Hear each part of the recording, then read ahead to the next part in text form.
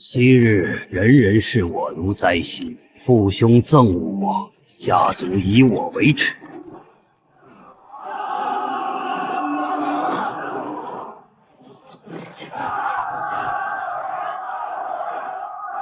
如今分宗自立门户，哈朝堂，拜首辅，全集九州。九州从来向一统，岂容伪朝至两分？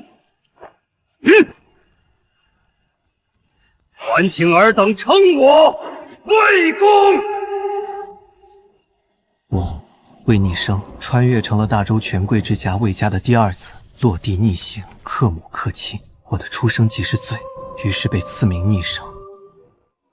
这个魏安原本是魏老爷的书童，身份尊贵，可惜为了那个孽子得罪了家主，想要一点碎炭都会被百般羞辱。家主就想活活饿死那个孽种，这老奴才非要闹得满京皆知。家主在乎名声，这才放了那孽种一命。住手！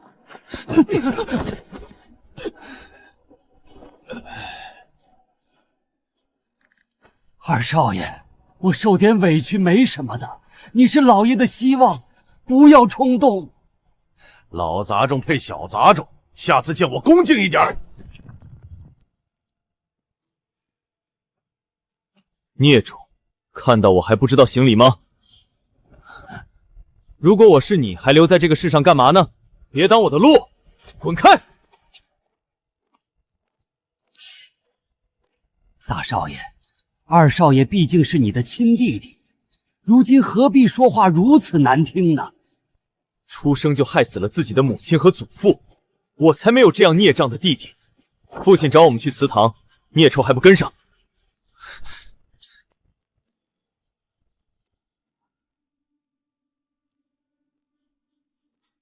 孽子，还不过来跪好！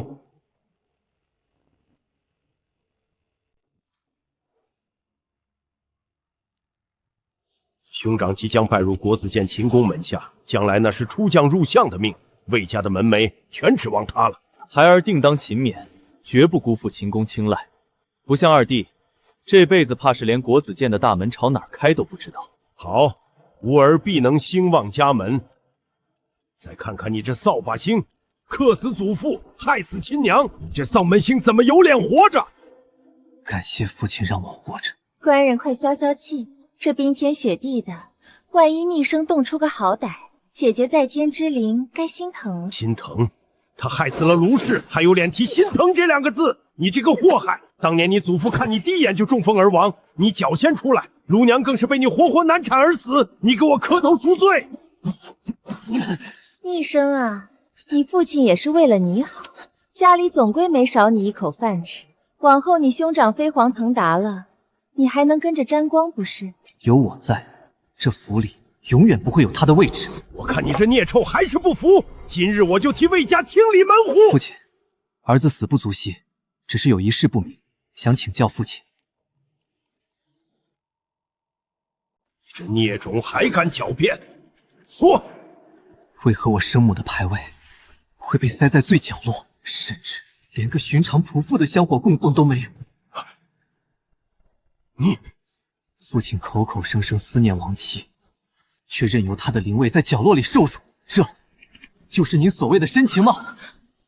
母亲当年诞下双子，本该是应了古训的祥瑞，福泽深厚。魏逆生，你这个克子亲娘的孽子，有什么资格在这儿谈？父亲，逆生之罪自当为魏家之耻，可母亲为魏家诞育双丁，死于产褥，宗老称他为功臣，朝廷赐他哀荣，族谱为他立传，他本该入祠祭享，配享荣光。如今母亲的牌位卑微如蝼蚁，贡品连奴婢都不如。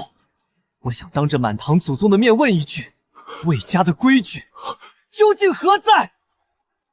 崔氏，官人，卢娘是我的发妻，是朝廷金表的杰妇，你这个续妻竟敢如此苛待于她，你这是要陷我于不义，让天下人戳我的脊梁骨吗？老爷，我只是一时疏忽，事务繁忙。哼，疏忽？我看你是存心要乱了尊卑。卢娘的陪嫁庄子现在谁在收租？卢娘留下的头面首饰，如今又戴在谁的头上？你真当我是瞎子吗？你不是拿我娘来压我吗？在古代，理智和名声就是杀人不见血的刀。我以规矩打规矩，用你的深情扇你的脸，你除了惩罚崔氏，别无选择。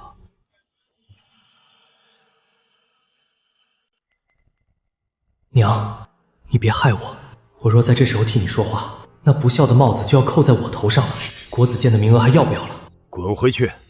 明日把卢娘的供奉补齐，再写一篇告罪文，跪在灵前烧了。从明日起，接下来1个月，你每日过午便在卢娘牌位前跪足2个时辰赎罪。是官人。跪好！今日之事，敢露出半个字，我打死你！守正，别冻坏了身体。管事，再给大少爷添2盆上好的银丝炭。谢父亲体恤，不像有些人。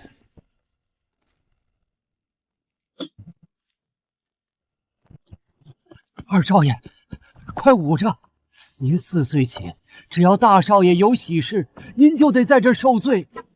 跪到半夜，膝盖紫了、僵了，都没有人过问一句。没事，他们这是要我跪给活人看，我就当是陪陪祖父和母亲。魏家这泼天的富贵，也是祖父当年一刀一笔拼出来的吧？老爷以前苦啊，靠全族凑的几吊钱才博出个功名。原本指望大伯明远公中兴魏家，他14岁中举，17岁金魁，可惜命薄没活成。所以父亲才这么恨我。长子夭亡，次子当立。当年老太爷想把您过继给大房续香火，老爷为了独揽家产名分，死活不肯，这才把您当成眼中钉啊！我是他独占魏家的绊脚石，也是他虚伪名声的活祭品。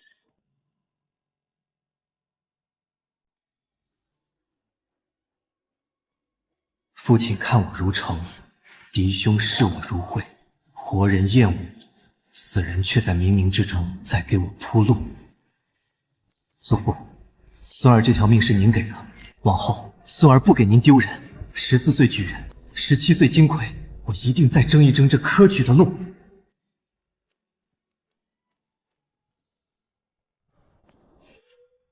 夫人，二少爷到了。逆生，前几日祠堂之事，是母亲连日操劳，心神不宁，失了分寸，委屈了你，你可千万别往心里去。逆生不敢。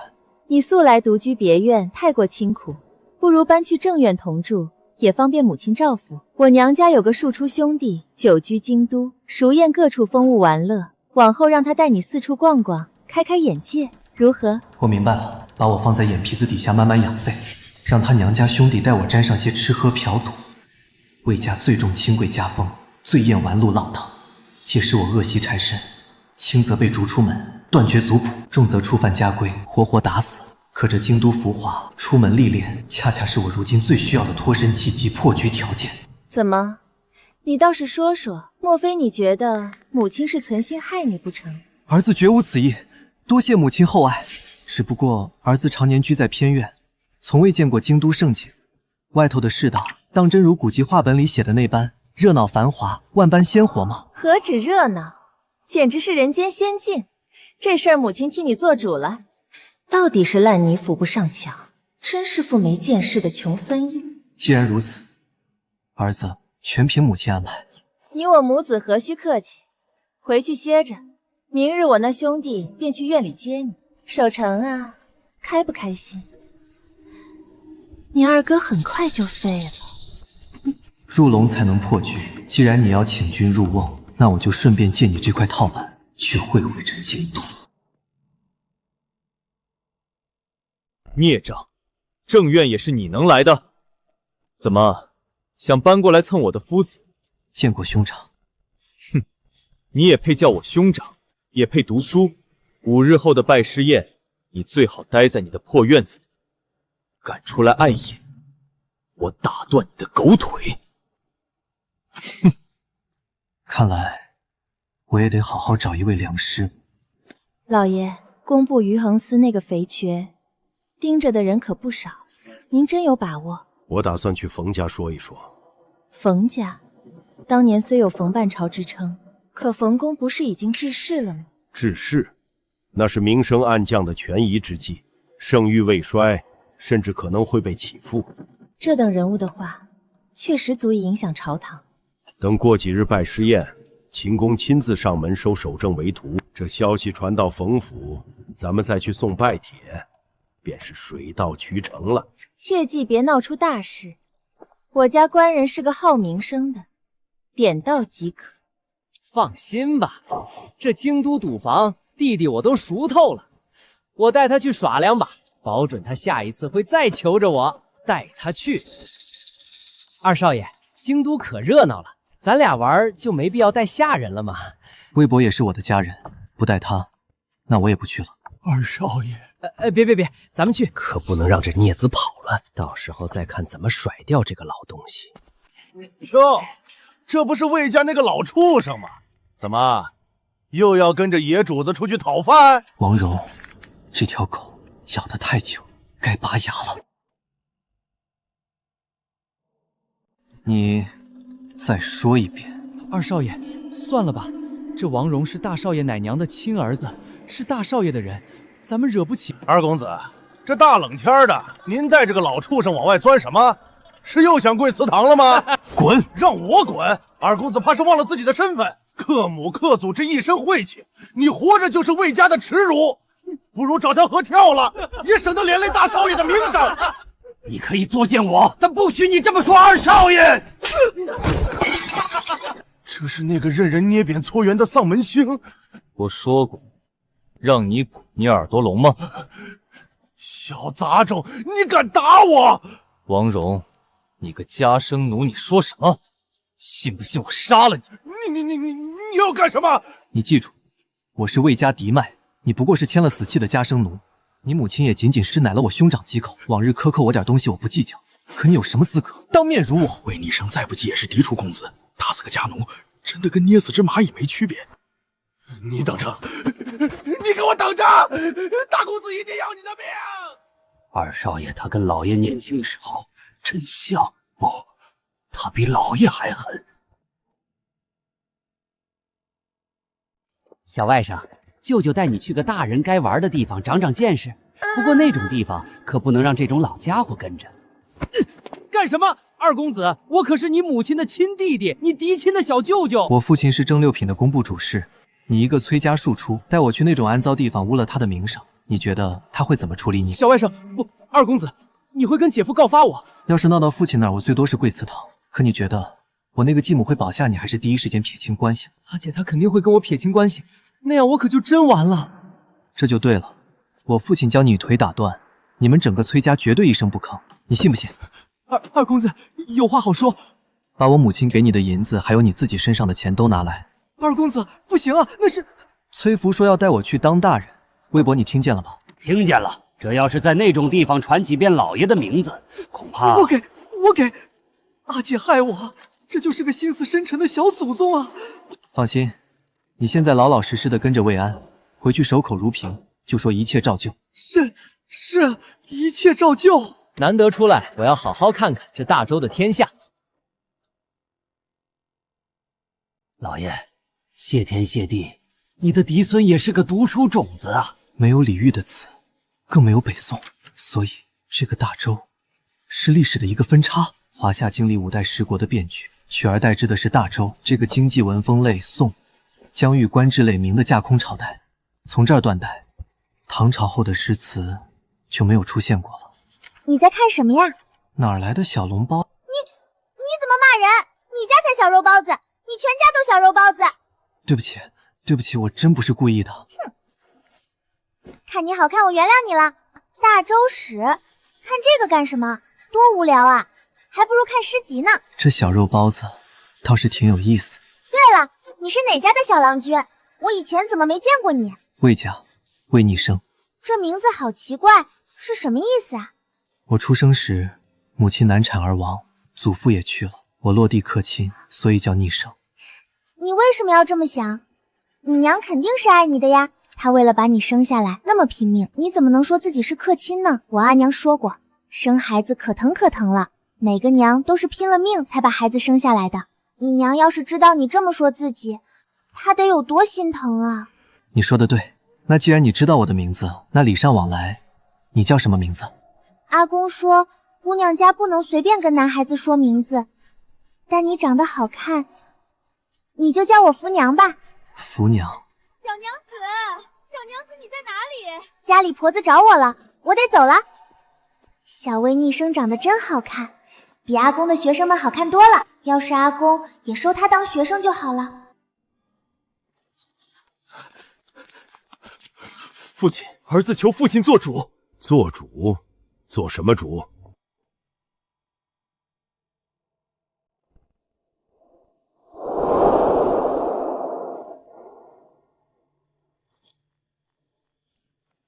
父亲，儿子求父亲做主。主？做什么主？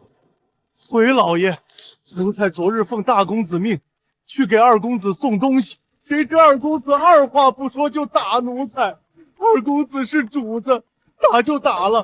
可二公子接下来说的话，让父亲好好听听那孽种说了什么。说就算大公子在这儿，照样打杀。他还说了什么？还说大公子只是占了个嫡长的名头。争论起来，他也是嫡子，谁也不比谁低。谁也不比谁低。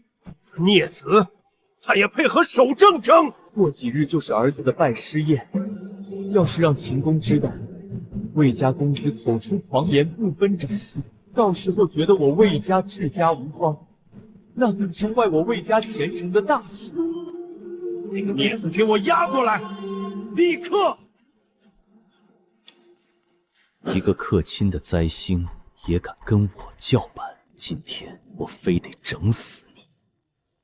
王荣告状，魏守正煽风，崔氏天虎，这是摆好了台子就等我呢。父亲，母亲，孽子，跪下！我说跪下，你没有听见吗？父亲让我跪，可以，但我想先知犯了什么错。混账！昨天你大哥给你送东西，打骂下雨，说了什么你不清楚吗？你不是说照样打杀我？待你不薄，为何如此辱我？逆生可能是无心之言，但守正马上就要拜师，这可不好。母亲，您别替他说话，他不尊长兄，其心可诛，父亲绝不能轻易放过他。父亲，我能说几句吗？说。王荣，你说你送东西，送的是什么？我送的食盒被你给打翻了。那我为什么打你呢？因为你当众辱我，那些话，你敢不敢当着父亲的面再说一遍？魏安和崔福都在场，父亲如果不相信，大可传问他们。既然如此，魏安向着二公子，崔福昨日和二公子同游，他们的话不能作证。当时还有其他仆役，老爷可以传他们来问。让他们过来。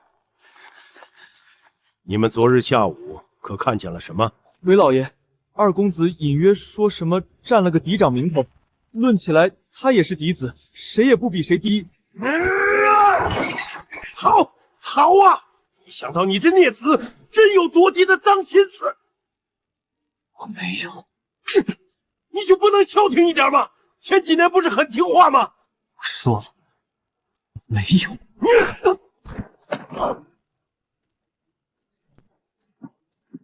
父亲，你要杀我？还敢打我？去死吧你！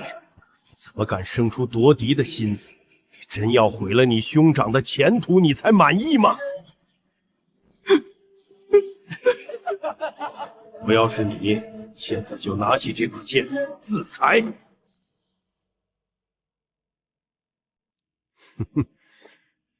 不愿意自裁是吧？守正，王荣是你的人，你说要怎么处理？二弟做错了事，太重的责罚，儿子于心不忍。不如王荣挨了打，心里有气，让他亲手给二弟2巴掌，再唾3口唾沫，这事儿就过去了，如何？一个主子被下人当众扇巴掌，哪怕不死，这辈子都抬不起头来。这不好吧？没听见你主子的话吗？去，当着我的面，这孽子还敢翻天不成？是，老爷。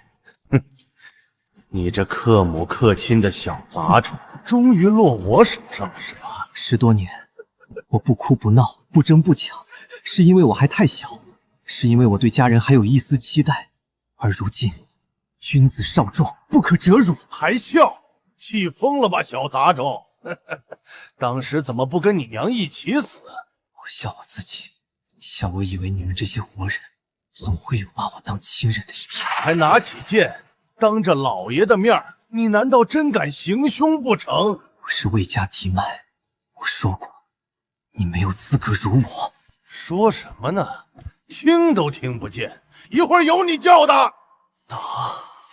打死他！我祖父魏征，官至武英殿大学士，世文端。我母亲是朝廷金表的杰妇，你一奴仆，安敢辱我？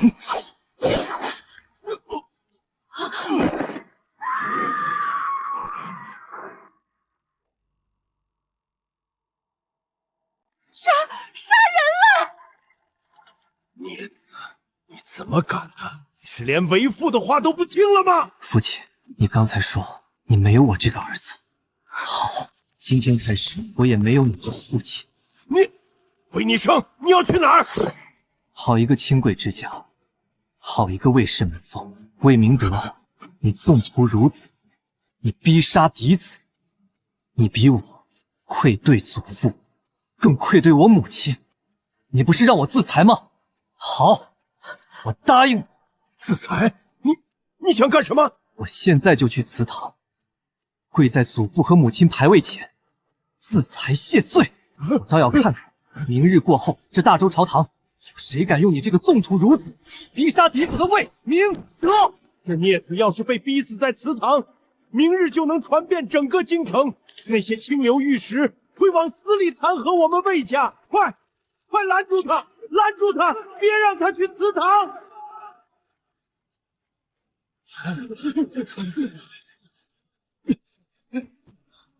你们怎么不拦着他呀？大公子、二公子他手上有剑，我们都不敢硬拦啊！逆生，你听我说，王荣罪有应得，父亲不该听信那奴才的话。你先把剑放下，咱们父子有话好好说。还站着干什么？快去劝一下你弟弟呀，否则我魏家就真的要完了。逆生，好孩子，你千万别冲动，咱有事慢慢说。对，是兄长错了，兄长不该信那奴才的话。10年了，我逆来顺受，可今晚我站在这里，提着剑站在他们面前。魏安，快来劝一劝这个孽，劝劝逆生，不然我魏家就真的毁了呀！他们竟然把二公子逼到了这种地步，太过分了！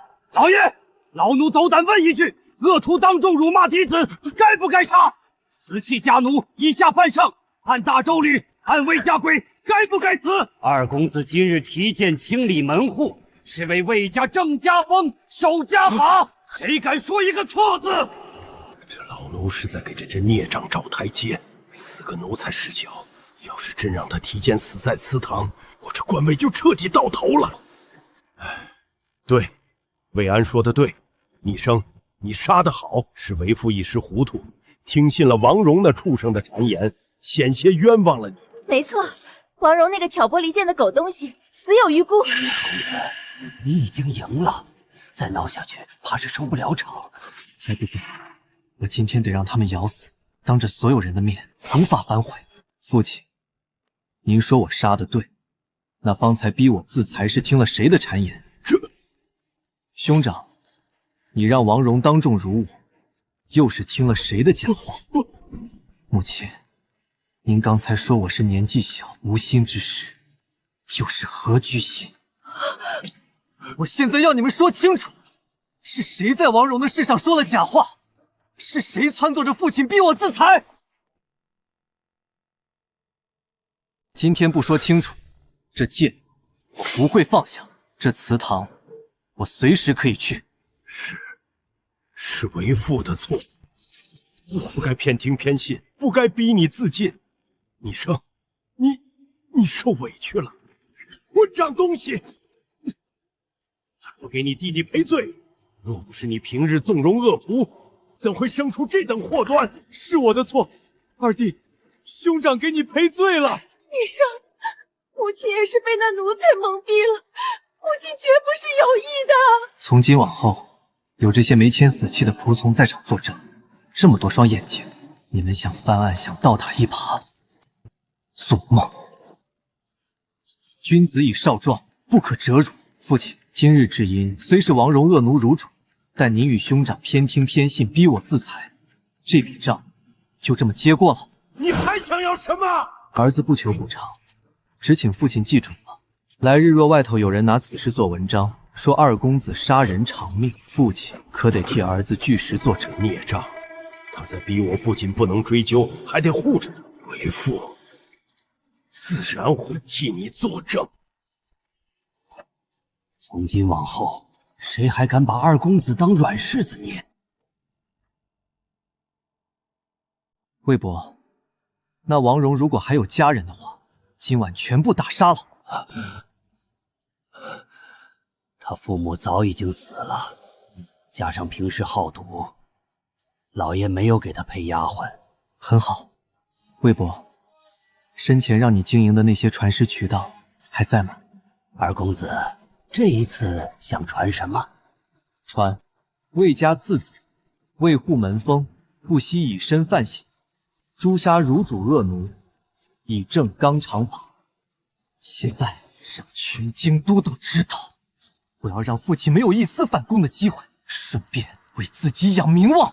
二少爷，你今天受苦了。魏伯，我长大了以后都不想再跪祠堂了。老奴知道，老奴都知道。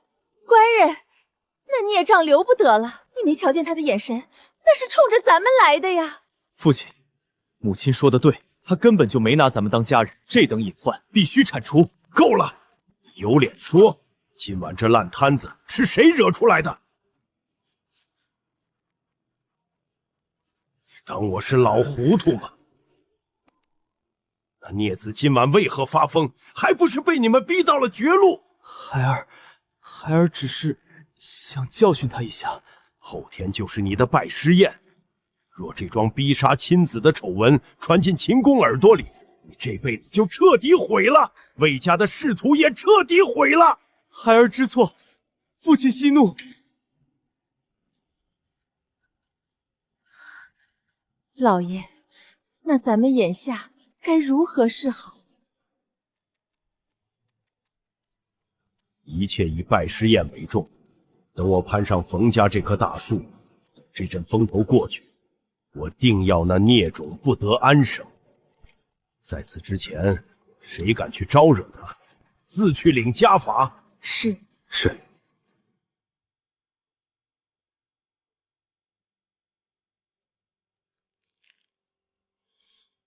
魏家100年的名声，绝不能毁在这个孽种手里。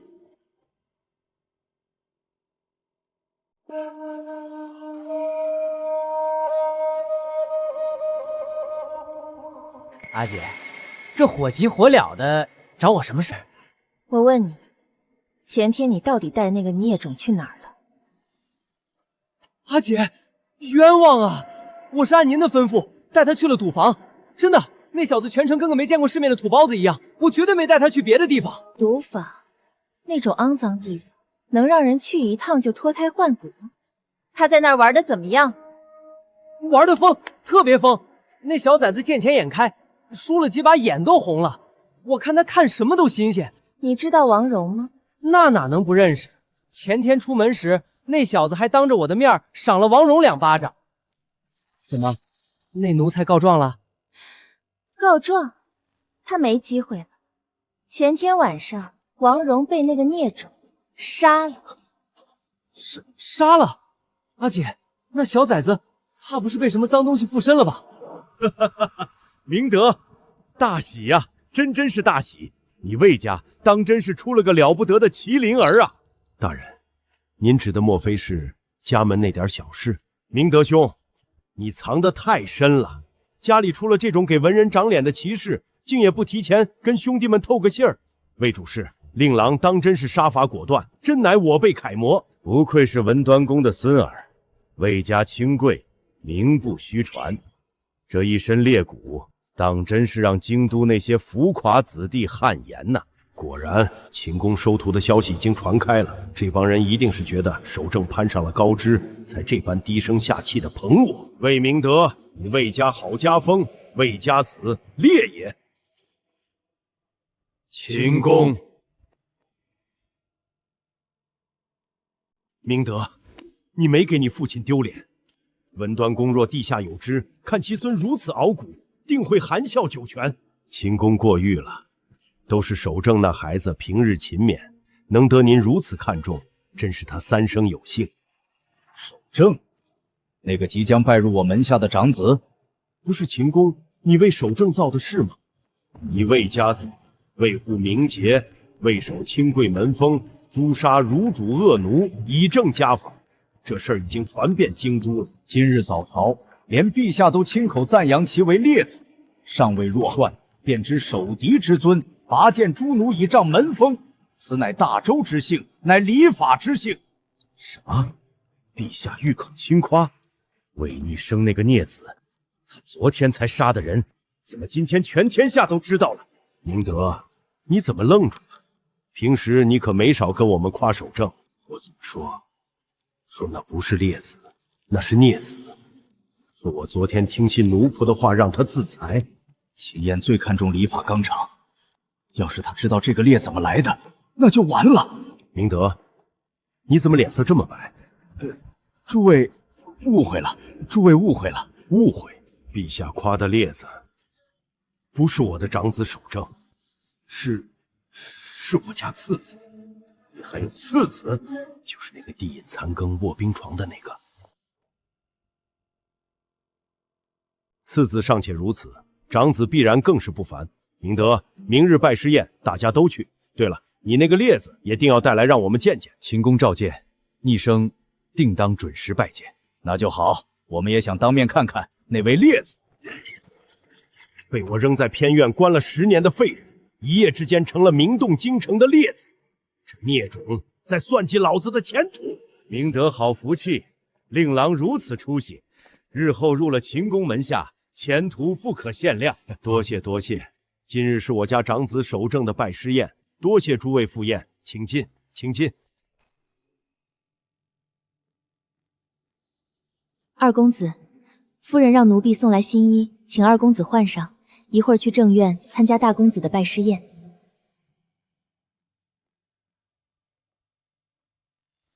一看就知道是我这个继母耍的小花招。拜师宴现在都接近于尾声了，这会儿才让人送上新衣，叫我参加宴会。二公子，今日这宴会得去，养名望。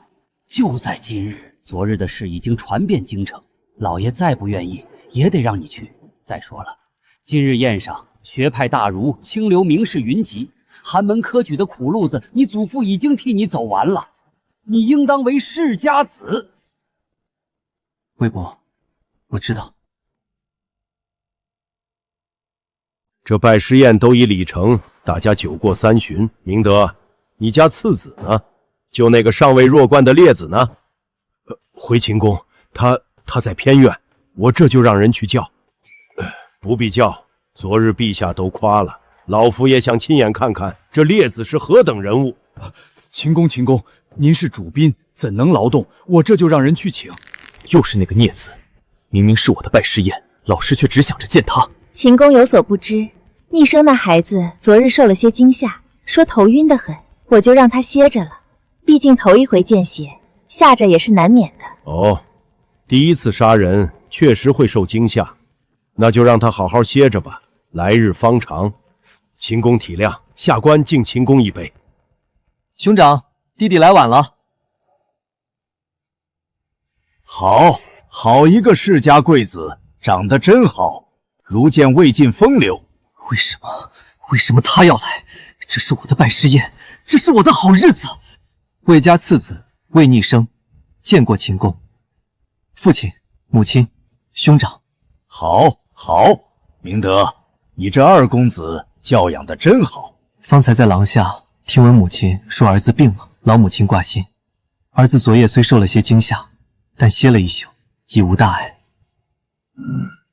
而且今日诸位贵客莅临魏府，为兄长举办拜师盛典，儿子身为魏家子，岂能因小样缺席？逆生，过来，让老夫好好看看。识大体，顾大局，魏家次子名不虚传。明德，你这二公子相貌堂堂，举止有礼。守正，你有个好弟弟，兄为帝师，你可要做好榜样。老师教诲，学生铭记在心。逆生，平日里都读些什么书？回秦公，近日正研读《论语》，闲暇时也翻看《算经》。算经？读书人多重诗赋，轻算术，你为何读它？小子以为，科举取士虽重诗赋，但治国理政离不开钱粮度支。祖父当年掌户部，学生不敢夺了祖父的生命。好一个不堕祖父生命！混蛋！今天明明是我拜师，魏逆生凭什么抢我风头？诸位长辈，学生有一提议。今日理学大炉云集，若无诗词助兴，岂不遗憾？学生不才，愿与二弟当场各赋一词，也好让诸位看看，我魏家子弟不仅姓列，亦有文墨。守正，休要胡闹！守正此意甚好。长子善学，次子姓列，若能再见锦绣文章，当服一大白。便以魏门双璧为题，各赋一词。守正，你是兄长，你先来。学生遵命。华堂今日启筵开，贵客迎门贺喜来。兄友弟恭共瑶台，师道松严成教诲，文章锦绣赖栽培。从今步步上云阶。守正功底尚可，欠些火候。老师教诲的事，学生还需努力。我的词赋虽然平淡，但你这个只启蒙过几日的废物，又能做出什么来？有了。他要是做不出来，就是丢我魏家的脸。要是他有后手，守正就要丢人了。虽然脑子里有很多事，但果然不是傻子。天时地利人和3点都不占据，不能文超共。看来只能靠我自己酝酿了。毕竟写诗作词又不是没有过。10载幽居自掩归，一朝拔剑振家威。满堂宾客皆惊叹，谁道寒门无玉灰？承祖训守清规，今朝且尽杯中酒，他日凌云始到齐。好一个谁道寒门无玉灰，无怨不忧，却尽显傲骨。今朝且尽杯中酒，他日凌云始到齐。这不仅是词，更是一番凌云之志啊！好一个他日凌云始到齐，词中没有造作，有的是一列子之心。逆生，此词当真是你即兴所作？回秦公，正是小子一招而发。诸位听听，此等胸襟，此等才情，明德，魏家能出此列子，乃是祖宗保佑，更是大良之幸。这是什么字体？老夫浸云书法40载，从未见过如此怪异却又如此绝妙的字体。这是哪位名家之手笔？褚遂良的飘逸，颜真卿的雄浑，老夫都见过。但这字体既非隶，亦非楷，更非行草，莫非自成一家？他一个连纸墨都摸不到的贱种，怎么可能写出这种字？逆生，这是你写的？完蛋，受惊体是上辈子的爱好，但是忘了这个时代没有受惊体。回秦公，这字体是小子自己揣摩而成。自己揣摩？如何揣摩？小子自4岁启蒙后，便被安置在偏院，院中无书，便常去祠堂打扫。而祠堂有几幅祖父生前题写的墨宝牌匾，祖父字迹刚劲清瘦。小子好奇，便日日对着，便学着描摹。后来偶尔在父亲书房见过堂中挂着的那一幅前唐代大家褚遂良的真迹，再后来偷偷进过祖父的书房，里面有几卷薛记、薛曜的字帖。于是当时便想，祖父的字，褚遂良的飘逸，薛氏兄弟的寿印，若能融为一炉，会是什么样子？偏院7年，便日日揣摩，久而久之，便成了这个模样。你是说你自创了一种字体？那可代表一个流派。不敢说自创，只是融合前人之长，略有所得。融合前人之长，自成一家之风，这还不是自创？明德兄，你家列子与这锋芒毕露的字体宛如天作之合，魏家当兴。文端公在天有灵，当含笑九泉。孩子，老夫教书几十年，见过的才子无数，但如你这般，老夫只能说，你若肯用功，他日必成一代大家。秦公过誉，小子不敢当。当得，当得。你这字体可有名字？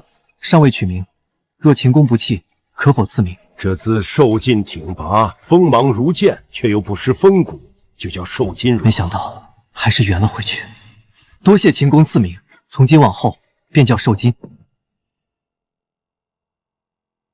这字体锋芒太露，你可自用，但科举考场则需工整圆润。小子知道，所以后来重新练了楷书，以备科举之用。这孽子还想要参加科举？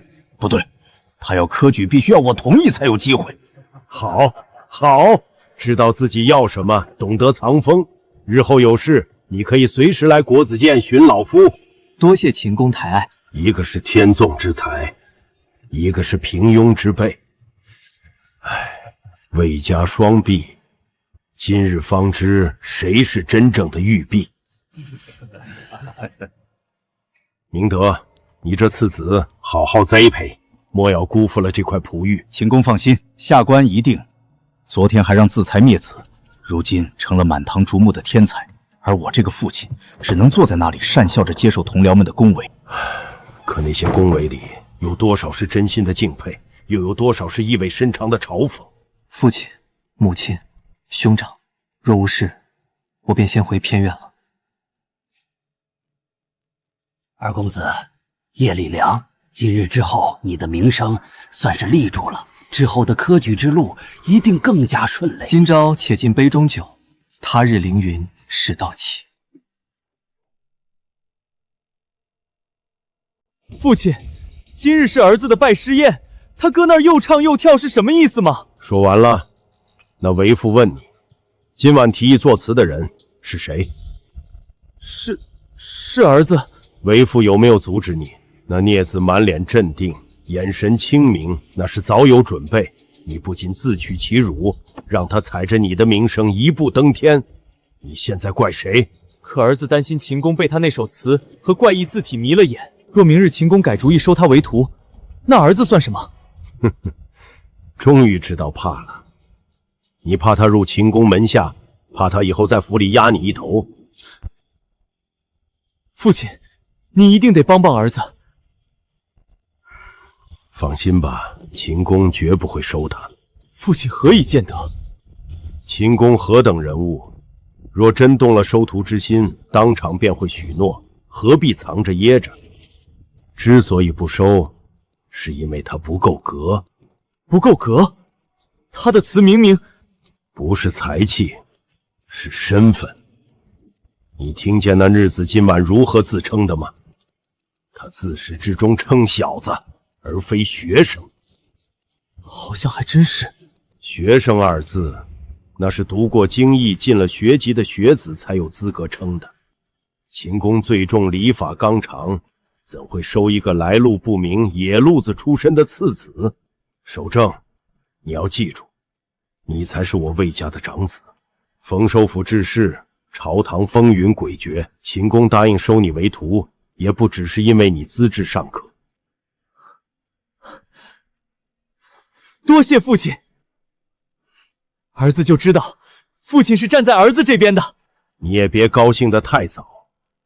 为什么那孽子偷偷去过几次书房，去过几次祠堂，就能把多家笔法融会贯通，自创一体？而你呢？你天天先生手把手的教，你自己觉得怎么样？那能一样吗？怎么不一样？你和那孽子都是我和卢娘的儿子，他身上流着的血，你身上也流着。他行，你为什么不行？守正啊！明明你才是最像我呀。老爷，那拜帖送去冯府都大半个月了，依旧石沉大海。冯公是没瞧见，还是压根不想见？我帖子里写得清清楚楚，提了父亲当年的交情。冯公刚致仕，求见的人多如过江之鲫，帖子压在下面也未可知。该死！若我跨不过去冯家这道坎儿，玉衡司主事的位置就是痴人说梦。官人，妾身有一事相求，不知当讲不当讲？说。妾身那大哥在太原府那个苦寒之地待了多年，家父如今年迈，想求官人帮个忙，把他调得近些。调到哪儿？也不敢求回京，若是能去开封府、南昌府这类鱼米之乡。开封、南昌，那都是多少人盯着的肥区。你真当我魏明德能只手遮天？我父亲在世时，我也不敢开这个海口。官人息怒，妾身是魏家人，自然懂规矩。官人说办不成，那就不办。妾身回头回了父亲就是。这事儿也不怪你，只是冯家如果真想见，半个月足够回帖了。不是常说魏家和冯家是世交吗？冯公不会不给面子的。若冯家那边真有了转机，官人能不能顺嘴提一句？也不用专程去说，就是提一嘴成不成，妾身都不怪。只是让妾身好回娘家一封信。知道了，若冯家愿见我，我会看时机提的。多谢官人。二公子，老奴回了一趟族中，族长闭门谢客，说是访友去了，不知归期。闭门谢客，看来族里不想出这个面啊。老爷当年发过重誓，说大房绝户唯有至亲可继。他眼馋大房那100亩良田5间铺子，早就把那儿当成自己的私产了。当年老太爷葬礼，族中人就想闹着分产，是老爷借着陛下追封的恩旨，才把人押回去。他现在不提过继，就是在拖。二公子，您想过继，那是动了整个二房的肉。族中那些趋炎附势之辈，绝不会帮您的。魏伯，我又何尝不知呢？但我没想到，父亲这么能忍。我都这样子了，他也是硬是不提过继一事。二公子，这种事急不得。正院那边最近有什么动静？老爷今日休沐，崔氏好像在为娘家兄弟的事求老爷，在太原府为官。想调回开封，托老爷帮忙。太原府调回京都，父亲有这个本事？他哪有这本事？不过是想借冯家的事，可惜半个月了，石沉大海。你怎么看冯公此人？冯公当年与老太爷是同榜，交情极深。老太爷若在，冯公早就上门了。可老爷这个工部主事入不了冯公的眼。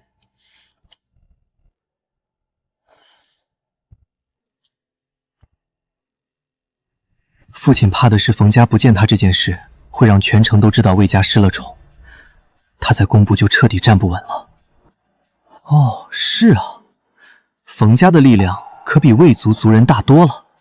反正我在乱抽牌，那为什么不主动去抽一下冯家的牌呢？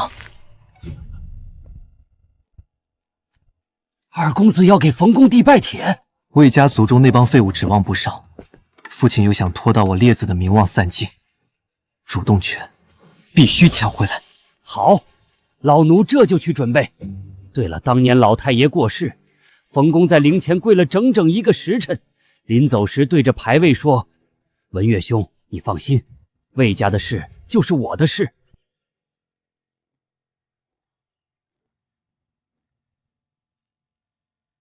这份承诺很重了，成与不成，哪怕撞南墙，也要先撞了再说。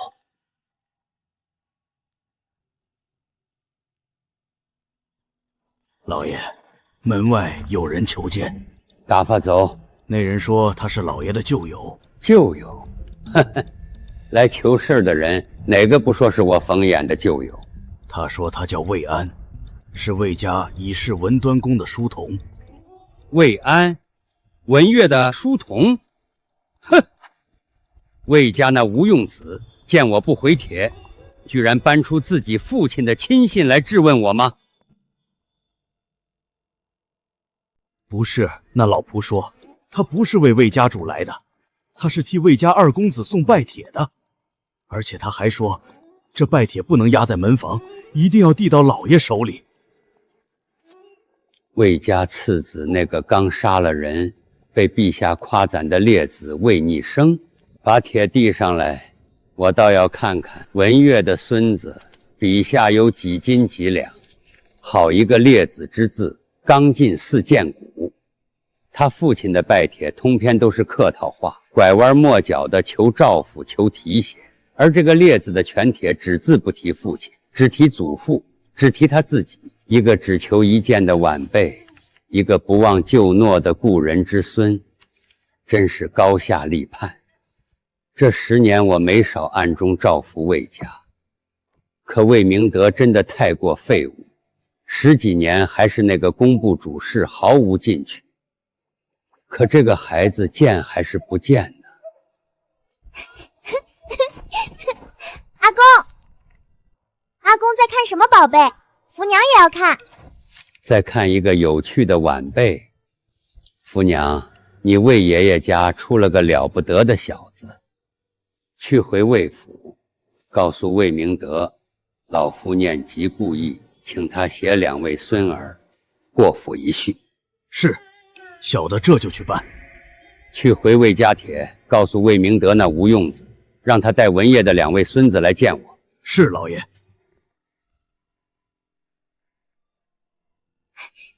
阿公，你要见谁呀？一个有趣的晚辈。福娘之前外出也遇见了一个有趣又好看的郎君。他可好看了，比府里那些哥哥们都好看。哦，谁家的？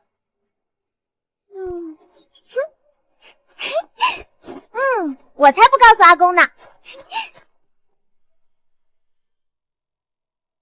老爷，老爷，冯府回帖了，快拿过来！我就知道老首府绝不会忘了当年的交情。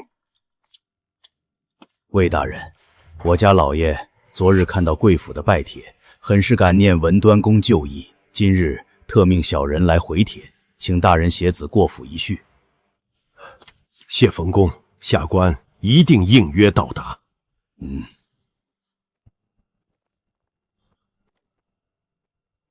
看到了吗？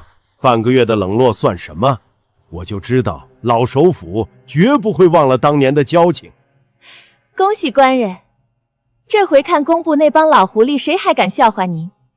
冯公肯见，魏家的富贵就在后头呢。我父亲与冯公那是同窗共读，生死之交。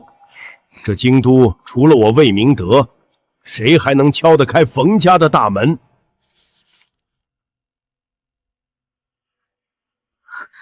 成儿，学着点儿，一会儿见了冯公要大大方方的，那是你的大靠山。官人，怎么了？你自己看。请携贵府守正逆生2位公子过府一叙。老爷，冯公这是什么意思？守成也是您的儿子呀，凭什么只见他们俩不见守成？难不成冯公只认卢氏的儿子，不让我生的？好了好了，别哭了。让我想想，冯公应该是不知守成年幼，所以才没提。等会儿我带你和守成一起去，见了面自然会跟冯公介绍的。当真？那官人可得记得顺带提提我大哥调职的事。知道了。只要进了冯府的门，你大哥那点芝麻小事，不过是冯公一句话的功夫。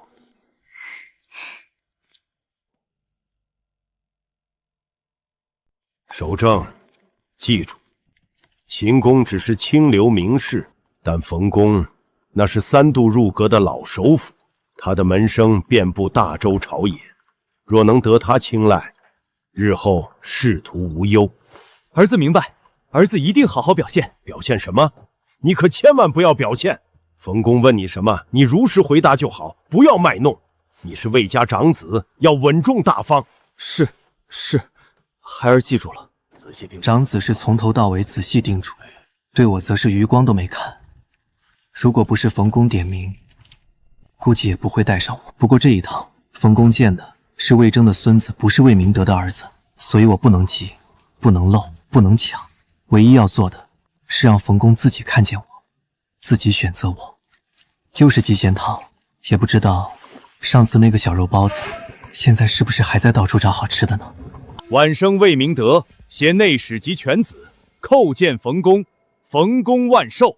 怪不得秦燕那老东西会传，魏家次子美姿容，泪未尽。坐。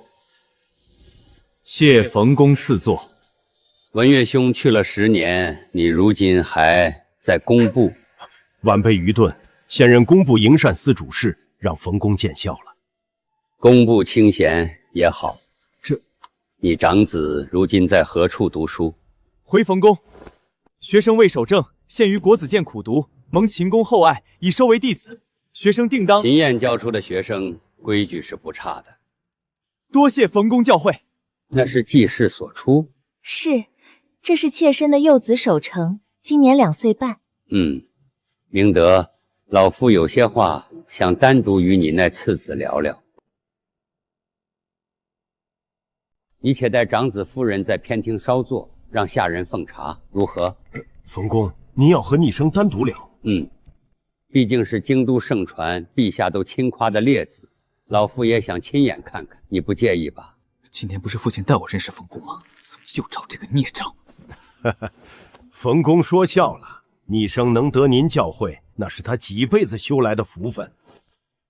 说实话，别丢了魏家的脸。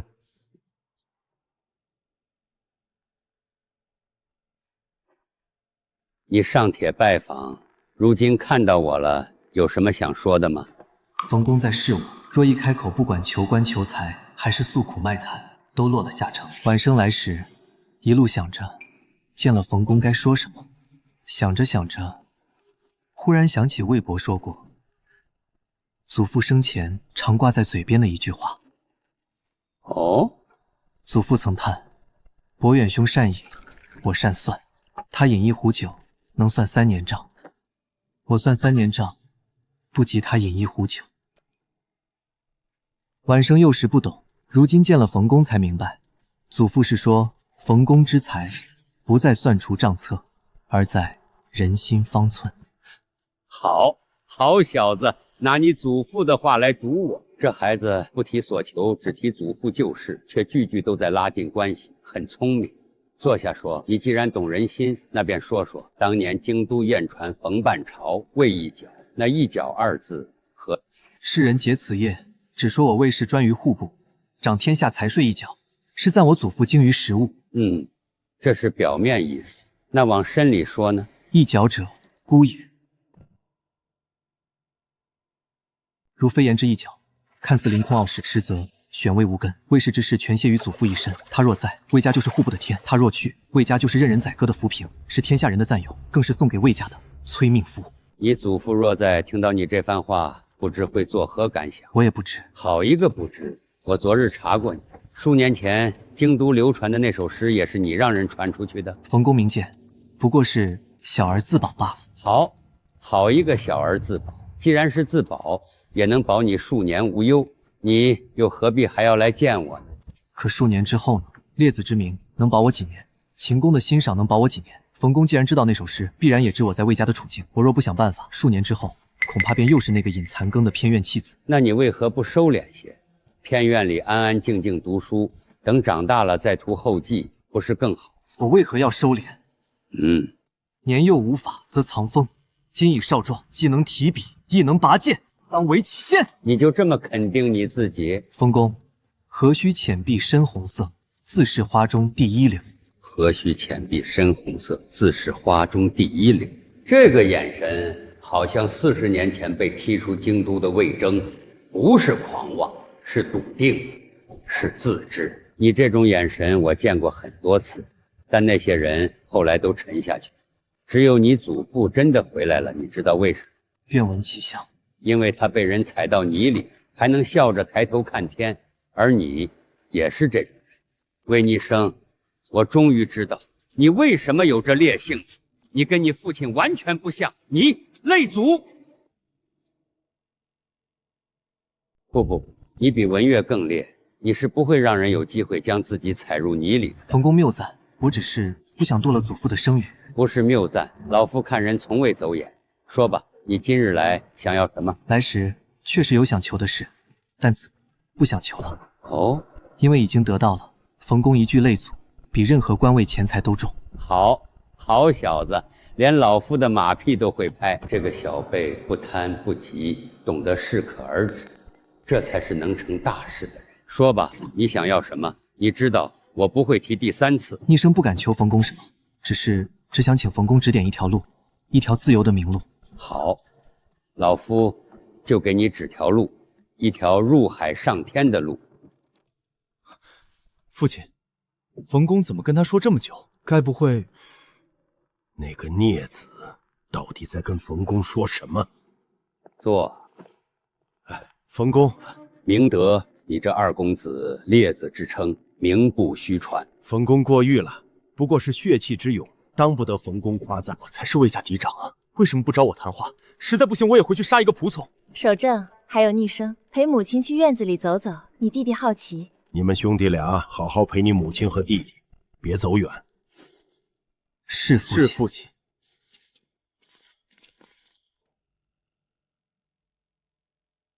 冯公，在下今日登门，一是替先父给冯公请安，二是这些年在工部营膳司日日与宫城文牍打交道，虽说清闲，但终究是有些蹉跎岁月。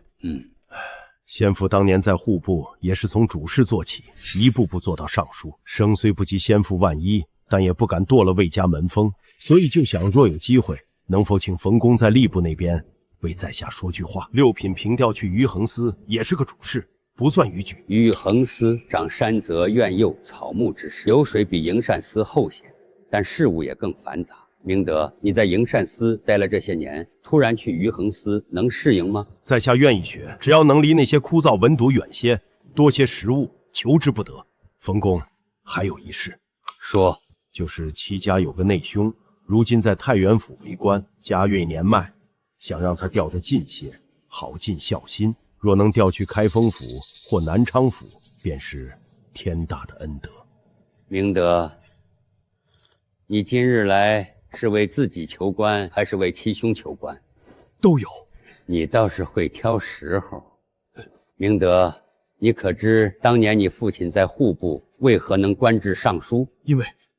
因为先父精于实务，为人清正。不止，是因为他从不在一个位置上待太久，也从不一次求2件事。冯公教训的事，是在下贪心了。罢了，你父亲的面子，老夫总要给的。你的事，老夫会让人去吏部问问。至于你那七兄从太原府调回，不是小事，老夫得先看看他的考绩，再做计较。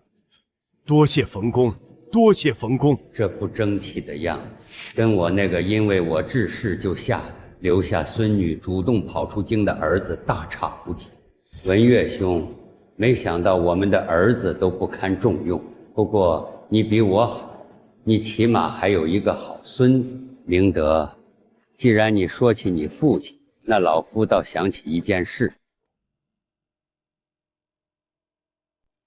冯公请讲。当年文月临终前，可是因得了这个次孙而喜极。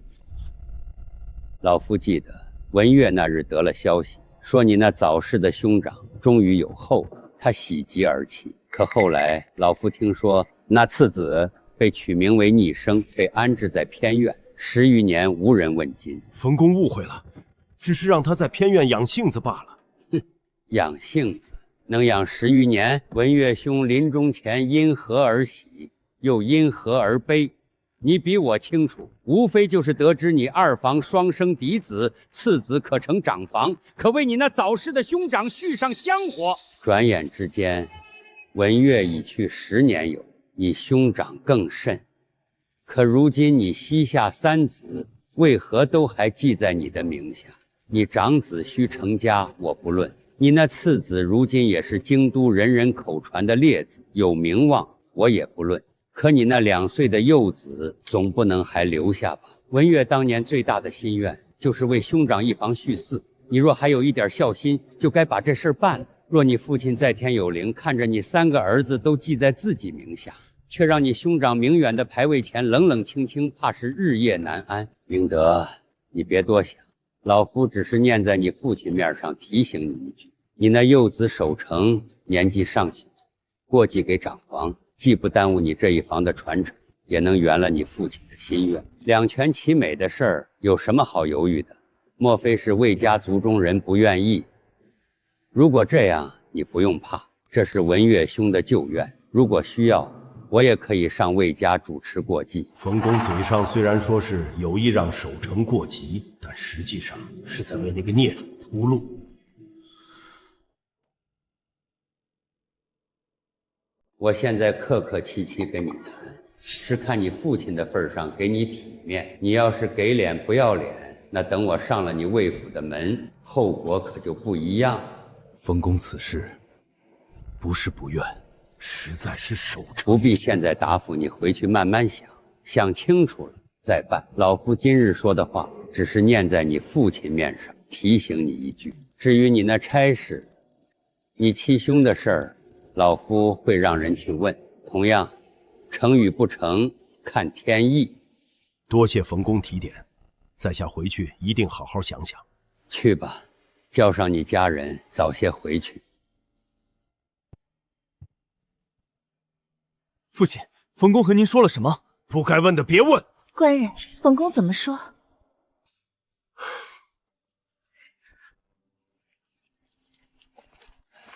二公子如何？魏伯，冯公说会帮我指路。真的？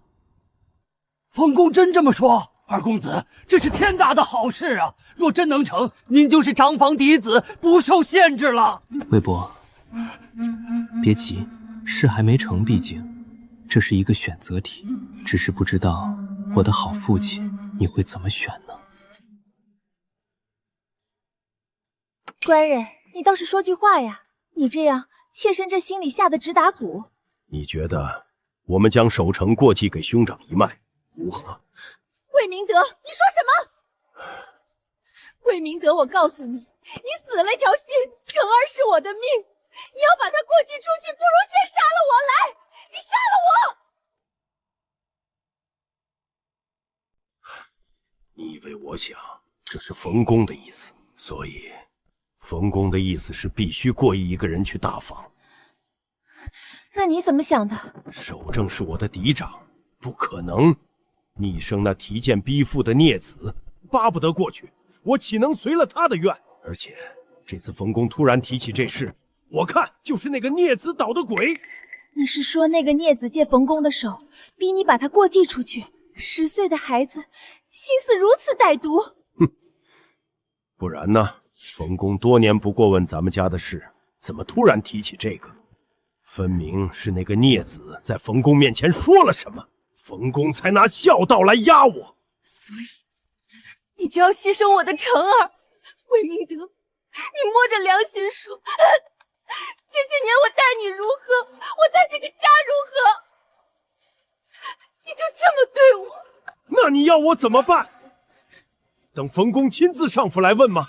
别忘了我的凭调，你兄长的事都还捏在冯公手里。那就过继逆生，正好随你父亲当年的愿，反正这是他出生时就定下的事。不行，我绝不能让那个孽子如愿。为什么不行？你难道忘记了父亲在长房留下的田产、店铺和存了10年近数千两的入库盈利了吗？实打实的好处，你就这么给那孽子？官人，你糊涂。冯公只说过继，可没说不准收回产业吧？你有办法？我能有什么办法？只是官人，你别忘了，逆生上位弱冠，过继出去后，他能掌握什么？产业还不是得由你这个父亲代管？至于待他籍贯，那得多少年后了？到时候那些产业还在不在，还不是咱们说了算？而且，官人，你不觉得光是过继还不够吗？什么意思？那个孽子可是敢提剑逼父的人，他今天能借冯公的手逼你过继，明天就能借别人的手逼你让位。这样的祸害留在宗族里，迟早是个隐患。不如过继之后再行分宗。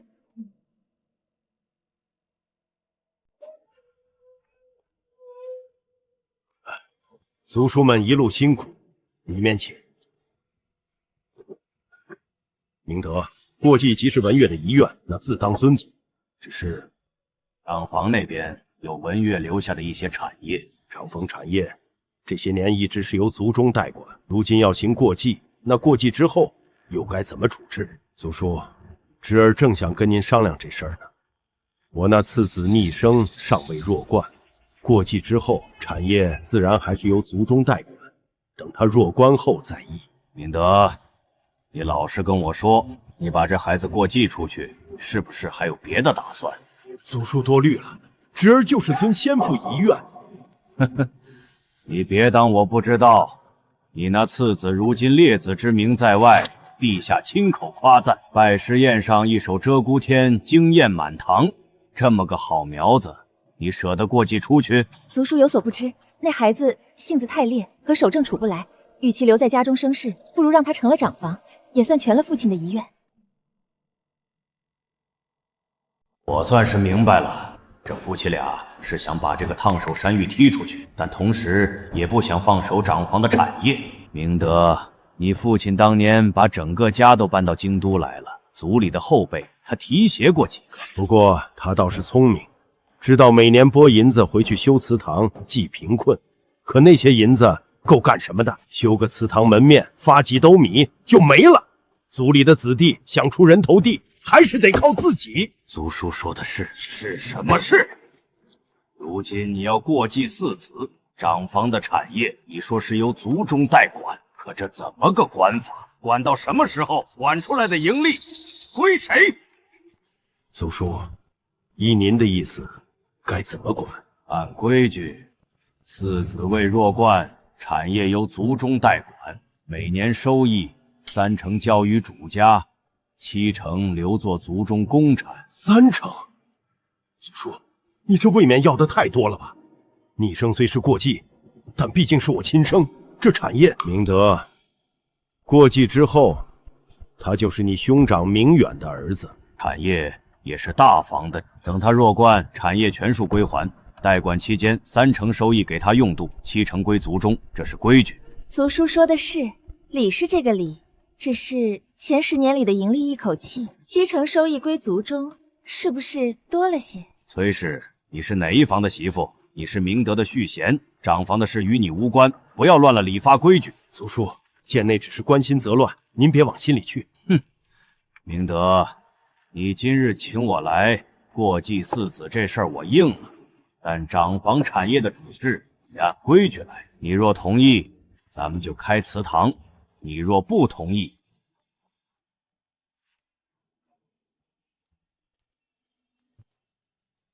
我们这就回乡下。你这四子，另请高明。族叔留步，留步，咱们好商量。敢问族叔，我兄长这一房，这10年盈利有多少？300亩良田，1亩年租1两，5间铺面，租子另算。10年下来，共计盈利5600两银子。好，我与族中4分账，另外2成留给逆生。但逆生过继之后，族中代管，每年收益6成交于主家，4成留作族中公产。同时，族中代管期间，产业的账目每年要送一份给我过目。前10年的收益是实打实的银子，能拿到4成已是意外之喜。至于往后那些年，谁知道呢？可以，还有一事，逆生过继之后，我想分宗，你知不知道自己在说什么？让一个尚未籍贯的孩子过继之后分宗，我知道你厌恶他，可未必不是一块璞玉。你竟让他分宗单过？对，让他单过，自立一脉，与我这一房再无瓜葛。那孩子自己同意吗？他巴不得早点脱离我这个父亲。那便依你，分宗的事今日一并办了。有劳祖老了。二弟来了，说起来，可能今日之后你就该从魏家滚出去了。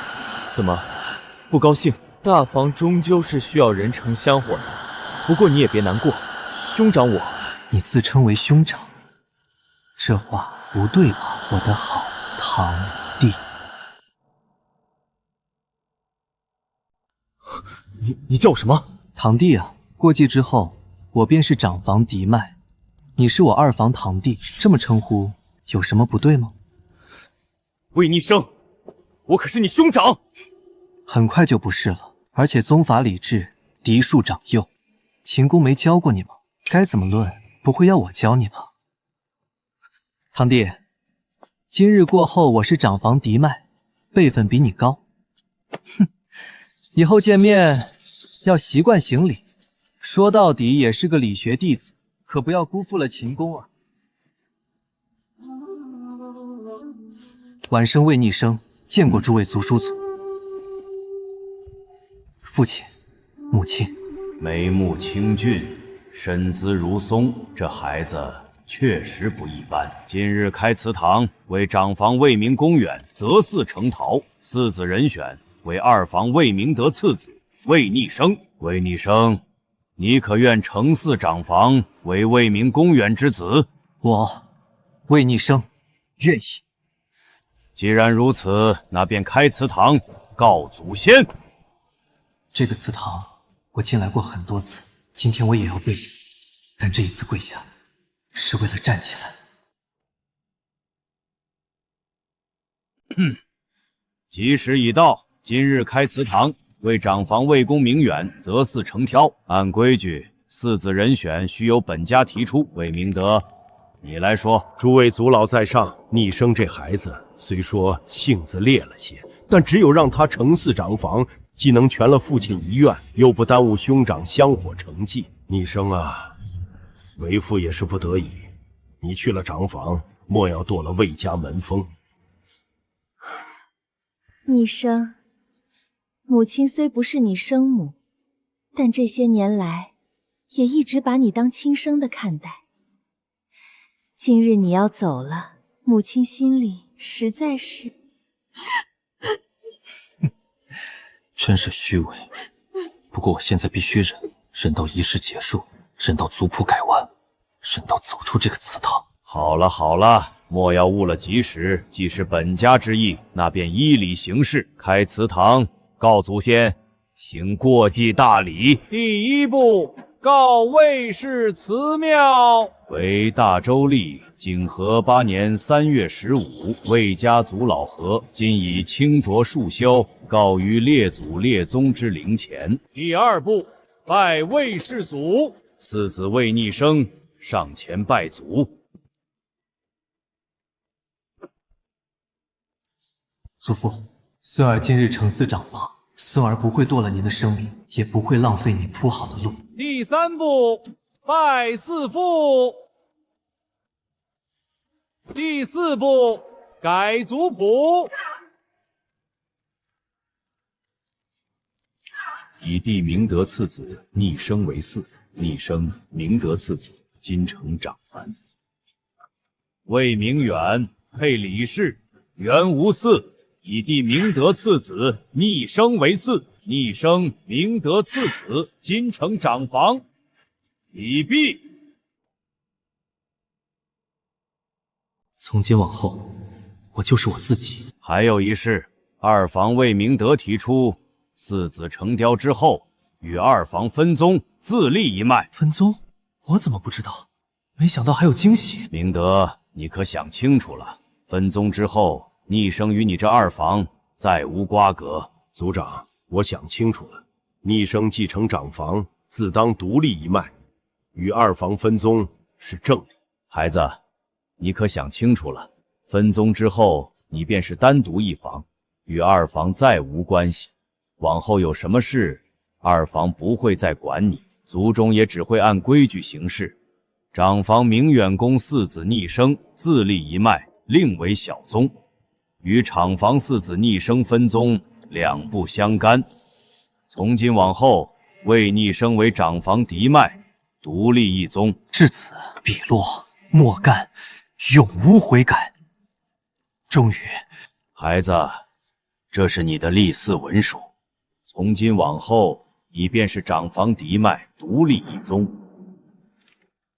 等一下，既然分宗了，还住在魏府，就不合适了吧？父亲，按礼法，二弟现在是长房的人，他还住在咱们府上，传出去，别人还以为咱们二房占了长房的产业呢。刚分宗就想赶人，二房这长子当真沉不住气。二弟，礼法如此，我们都得遵从，你说是吧？你既然知道我现在是长房嫡脉，那你就这样子跟我说话吗，堂弟？魏逆生，你少在这装模作样！孽子，不得无礼！守正是你兄长。兄长？二伯，您说什么呢？二伯，你这孽子，你叫我什么？二伯，有什么问题吗？按礼法，我已过长房，您自然是我二伯。再说了，方才堂弟还说要遵从礼法，二伯应该也是赞同的吧？官人，别动气，别动气。这孩子倒是厉害。堂弟方才说的对，分宗之后，我确实不宜再住在魏府。那么，就请族长将长房的产业交还给我吧。按规矩，长房产业当由四子继承。如今我既已成嗣，这些产业理应归我。此外，前10年间族中代管产生的盈利，还请族长将这些一并交还于逆生。你尚未及冠，这些产业不能就这么交给你。产业由你掌管，万一被人骗了去，岂不辜负了你祖父的一番心血？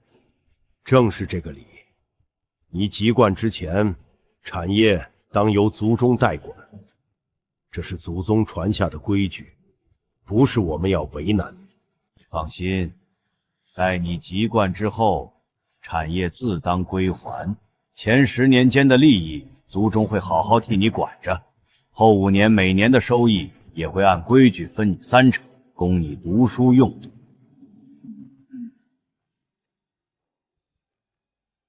这两人一唱一和，长房产业怕是早就被他们分干净了。二伯，您方才说我不能再住在魏府，既然如此，我总要有个安身之处，总要有些银两度日。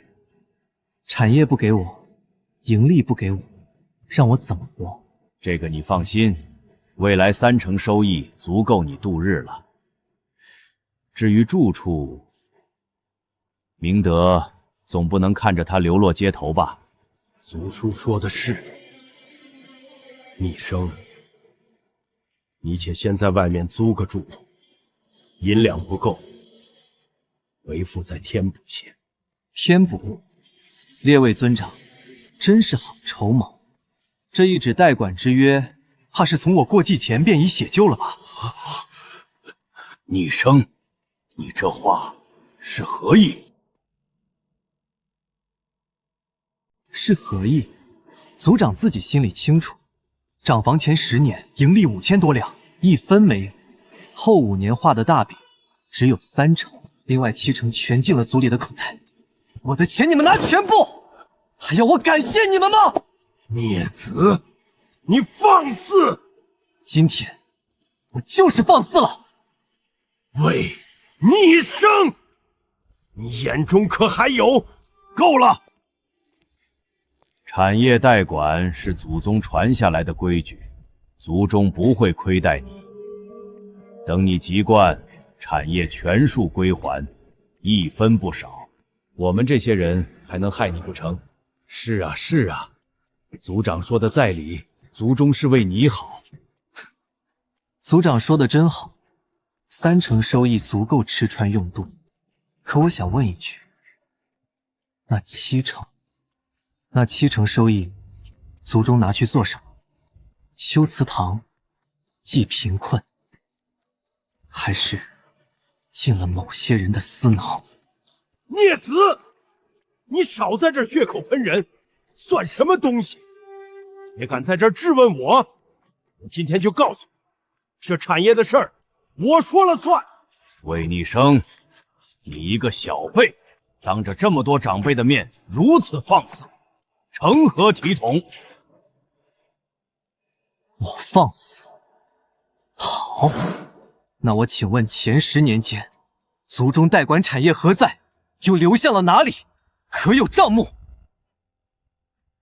这哪儿来的账目？那5600两早被瓜分干净了。总之，这是族法，族规是代管，说了你也不懂。好一句不懂。既然要谈礼法，那我便与诸位尊长好好论一论这礼法。《礼记》大传有云：别子为祖，继别为宗，继你者为小宗。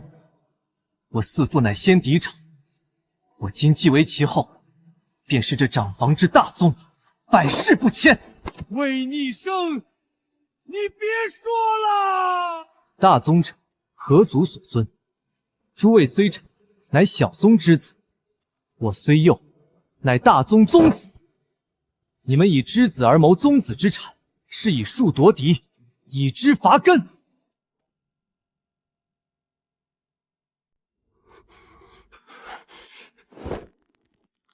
我魏逆生，今天敢问诸位，这是哪家哪朝的礼法？难道要我堂堂魏氏长房，要绝宿于尔等之手吗？孽子，你知不知道？你知不知道以树夺嫡，以之伐根这个帽子扣的有多大？你疯了吗？是啊，逆生，族中只是代管，不是谋宗子之产，这话可不能乱说啊。有没有说错？你们心中比谁都清楚。你们一个个名为代管，实为灭嗣。魏逆生，你不要得寸进尺。代管就是代管，什么灭嗣不灭嗣？你少在这儿危言耸听。诸位口口声声怕我年幼不能守成，实则句句不离田产契书。与那钱塘名臣胡石弼判叔父谋吞幼侄财产案中的贪婪叔父何异？岂不就是名为代管，实为灭嗣？若长房产业今日被你们口头细分，诸位死后有何面目见祖父于地下？圣人治理，正是为了防止骨肉相残。今日诸位所为，礼法不容，天理难容。诸位欲夺我财，请先回我宗谱。只要我一日是长房之子，这长房的一草一木，便是宗庙之神器，神圣不可犯，树孽不可沾。你这个孽子，谁给你的胆子？你不是说产业的事你说了算吗？那我今天就告诉你，你我如今一为小宗，一为大宗，我乃长房之主，诸位皆是客。我念及骨肉之情，容诸位全虚全伪退出这祠堂。若再言代管或者瓜分嗣子，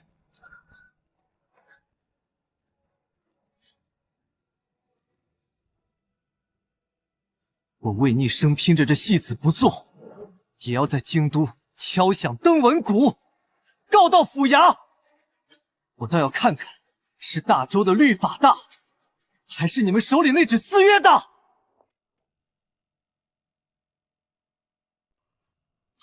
不好，他要抱着牌子去府衙，在京都敲登闻鼓，魏逆生要告御状。一旦敲响，官府介入，家丑外扬。站住！黄口小儿，好一张利嘴！既然你要谈礼法，老夫便与你论礼法。我若不借大义，转瞬之间便是凄惨下场。所以，既然怎么选都是死，那就选最硬的路。一个尚未籍贯孩子，再猎，能猎到哪里去？哼，你刚刚的话不过是仗着宗子二字，但你可知道何为宗子之责？何为孝道之重？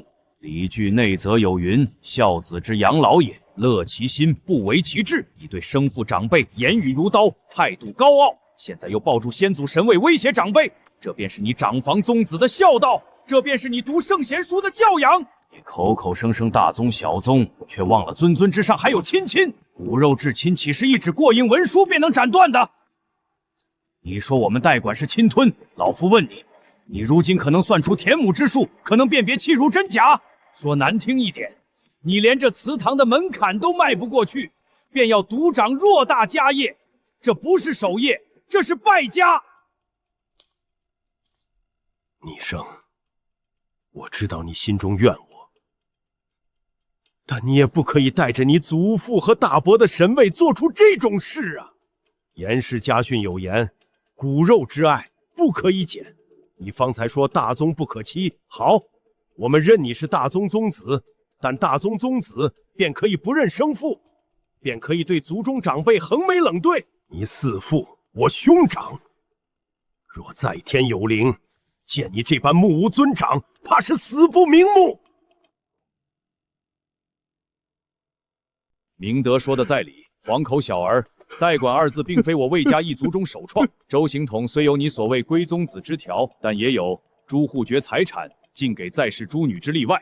你四父临终前可曾立下遗嘱？可曾托孤？再说我宗族100年向来有幼子产业亲长代管的规矩，代代相传。族长之前所说没有错。你今日要破这规矩，便是要破我魏家宗族100年之制。而且你不是说要告官吗？官府最厌骨肉相诉。你今日踏出这祠堂去告官，京都百姓便会知道我魏家出了一位告父的逆子。到时候你即便赢了官司，赢了产业，但你赢得了名声吗？赢得了科举仕途吗？赢得了列祖列宗的庇佑吗？魏逆生啊，魏逆生，你现在是长房宗子，你的一言一行皆关乎厂房清誉，还是不要自毁前程为好。你笑什么？好一个亲亲压尊尊，好一个孝道压宗法，好一个祖训压国法。三位的这番话，当真是句句诛心。只可惜，可惜什么？可惜，句句皆是歪理。什么？族长方才引曲礼10年以长之句，却忘了《礼记·丧服小记》开篇第1句是什么？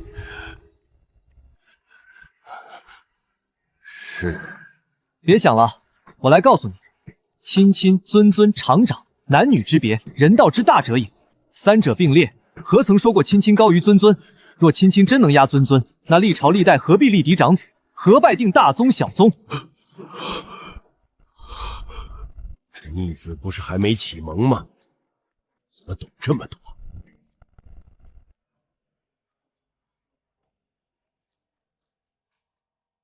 再说孝道，族长，你方才说我态度倨傲，不敬尊长。那再问你，《孝经》鉴证章第15，圣人如何说？《孝经》鉴证章第15是说，父有征子，则身不陷于不义，从父之令，又焉得为孝乎？今日诸位欲行不义之事，欲陷我不尊恶名。我若顺从，那才是真正的不孝。我今日之争，正是圣人所许之大孝。还有父亲者，是我最后一次称您为父亲。你刚才说骨肉之爱不可以减，好，我便与您论一论这骨肉之爱。以李桑福为人戒者章，贾公言书曰：既为人后，则如子于父，而绝其本生。父亲大人是否还识得、认得绝其本生4个字？即一旦成为大宗的继承人，在法理上就成为了所后之父的儿子。这不是我定的，这是圣人定的，是礼法定的。所以你现在才说我是你生身之父，此言大谬。你与我如今是伯父，是叔父，唯独不是父。你以叔父之身，却欲以父子之情动我，这不是骨肉之爱，这是以情乱法，以私害公，以小宗乱大宗。是伯父，是叔父，却唯独不是父吗？祖老方才提旧子产业，亲长代管的祖训。敢问祖老，这祖训载于何处，写于何书？可有历代宗子画押？可有官府监印？这是口口相传。口口相传，那我便与您论一论口口相传之外的律法。周刑统互婚律，卑幼私用财，条书亦曰：凡是同居之内，必有尊长。此条说的是同居，说的是未分家之子孙。而我长房，自我刚刚之际之时，便已与本师父分宗别籍，所以我长房与诸位早已不是同居。既不同居，何来尊长代管？何来代管之权？至于您方才说祖训100年，我今日也有一句圣人言回你。孔子家语曰：乡愿，德之贼也。何谓乡愿？便是那些假借祖宗之名，行异己之私，坏真正礼法之人。祖老今日所言，正是此辈。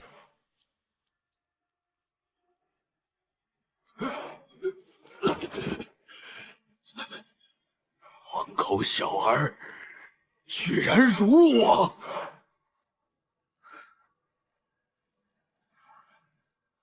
族长怕我告官坏了名声，怕我影响科举仕途，怕我受唾弃。那我也问你一句，今天若我不告官，任凭诸位将长房产业瓜分殆尽，那我这个过继分宗之人，身无长物，饥寒交迫，连束收都凑不起，我还考什么科举？我还求什么师徒？名声，我若今日屈从，我连人都不是，还谈什么名声？至于您说告父者奖，我告的是叔父谋夺职产，不是子告父。这条律吓不住我。而且退一万步来讲，即便背上忤逆之名，我也要告。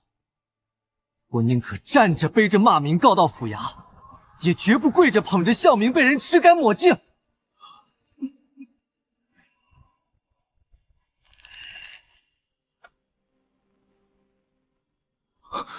不可能，绝对不可能！一没名师教导，二没解说书籍，他怎么可能融会贯通这么多书？可偏偏……若你们还有一丝良知，若你们还念及祖父当年对族中的照拂，现在便备好长房产业契书，送到我面前。若明日午时之前我收不到契书，后日一早，京都府衙的登闻谷前，诸位自可来看热闹。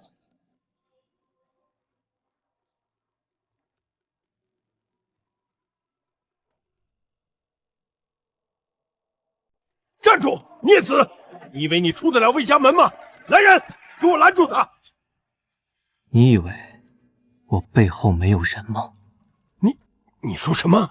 我告诉你们，从我抱住神位出来的那一刻，魏安就已经离府。你猜猜他去了哪儿？那卢奴跟在魏逆生身边，寸步不离，偏偏不见了。冯公应我一事，指我一路。今日动我者，自私了。冯公他怎么会？你以为你那日能见到冯公，是因为你的面子？孽子，你这话是什么意思？字面意思，如果不是因为我的拜帖，你魏明德根本没有资格。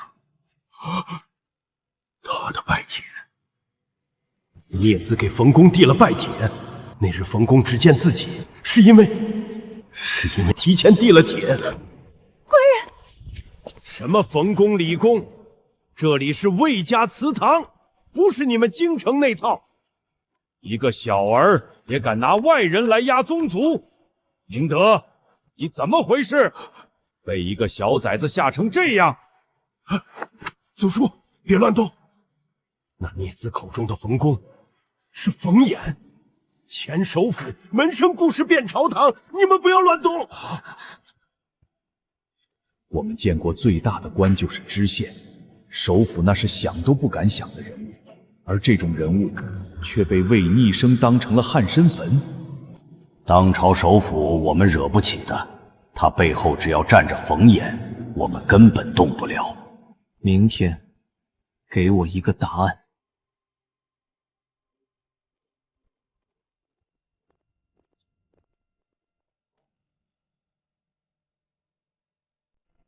是个劣子，明明就是一个孽子。明德，够了。其实那孩子真的很像你父亲，很像文月。那孽子像父亲，他一个不尊长辈的孽子，他也配？明德，还给他吧。祖叔，明德，你知道当年我是怎么失去读书机会的吗？那时候族中很穷，只够供一人读书，而我当时已经上了1年学堂，你父亲却只是在家读了几本书罢了，所以族中长辈们自然会选择我，这没什么好说的。这要是我也会这么选。可你父亲不这么想，你父亲他生性烈，知道消息后自己冲到族中，当着众族人的面跟我辩论。父亲，他从未与我说过。他不只是那个高高在上的户部尚书，他也会争，也会抢，也会把机会从别人手里夺过来。文月他引经据典，句句在理，我辩不过他，只能眼睁睁看着他拿走机会。那时候我恨他不念兄弟情分，可后来事实证明，他比我强太多了。他中了榜眼，进了翰林，做了尚书，入了阁，而我只过了第1关的秋闱，甚至还是末尾取进，碌碌一生至今。今日那孩子在祠堂里辩我的时候，那眼神，那气势，跟你父亲当年一模一样，烈但不狂，争但不乱。明德，你厌恶他，是因为那孩子出生之日，文月和卢氏都去了，可如今一看又何尝不是？他们为了这孩子出生，舍了自己的命呢。所以还给他吧，明德，他是你亲儿子，不是外人，不要把他越推越远了。那个孽子要赢了，不可能！大逆不道，提剑逼父，目无尊长，逆生换命的孽子灾星，这种人只会是祸害，疑惑家族的大害。官人，妾身有一句话，不知当讲不当讲。说。既然族叔已经决定还给他，那咱们拦不住。但这产业到了他手里，就真的归他了吗？你什么意思？他尚未弱冠，契书过名之后，按规矩过了名还是要收回族中代管的。到时候我们走走关系，把那契书拿出来，人不知鬼不觉，过个名，他又能怎么办？可过到我名下，会不会太明显了？那孽子不会善罢甘休的。官人糊涂啊！过到你名下当然不行，但如果先过到守城名下，到时候对外就说这是你父亲留给守城的，那孽子还能说什么？总比给那个逆子好，就这么办。族长，二伯。魏逆生，这是你祖父留给长房的产业，良田300亩，地契在此，还有前10年间的入库盈利共计5600两，刨除族中管理，扣除修缮祠堂、救济贫困的开销，剩5000两整。你点点。孽子，这都是你想要的，拿稳了，别回头又哭穷。多谢族长。魏伯，你现在就去京都、府学、县衙、乡贤祠3处，将长房所有田产契书尽数录了副本，呈递备案。心思竟如此细腻，你这是什么意思？官人，他这是做什么？他搞这一手，日后若要买卖，但凡涉及他长房一草一木，都必须过他这一关。孽子若不应，买主不敢接受，你我更改不了名字。这哪成？原本打算把产业过给成儿的计划，岂不是彻底泡汤了？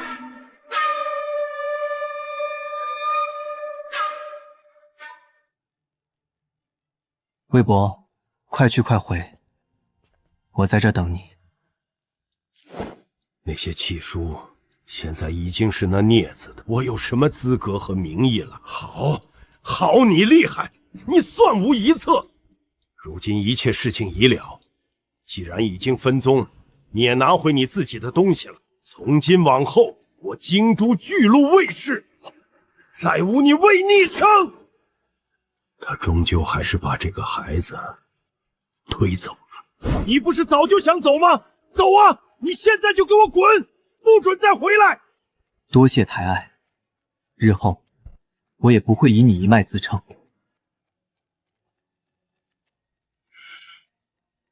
未来我就是京都卫士，我的家族当由我而行。5000两听起来很多，可这里是京都，大周的首都，一间像样的院子，少说也要上万两，总不能把钱都砸在房子上。公子，咱们其实不用为住房发愁。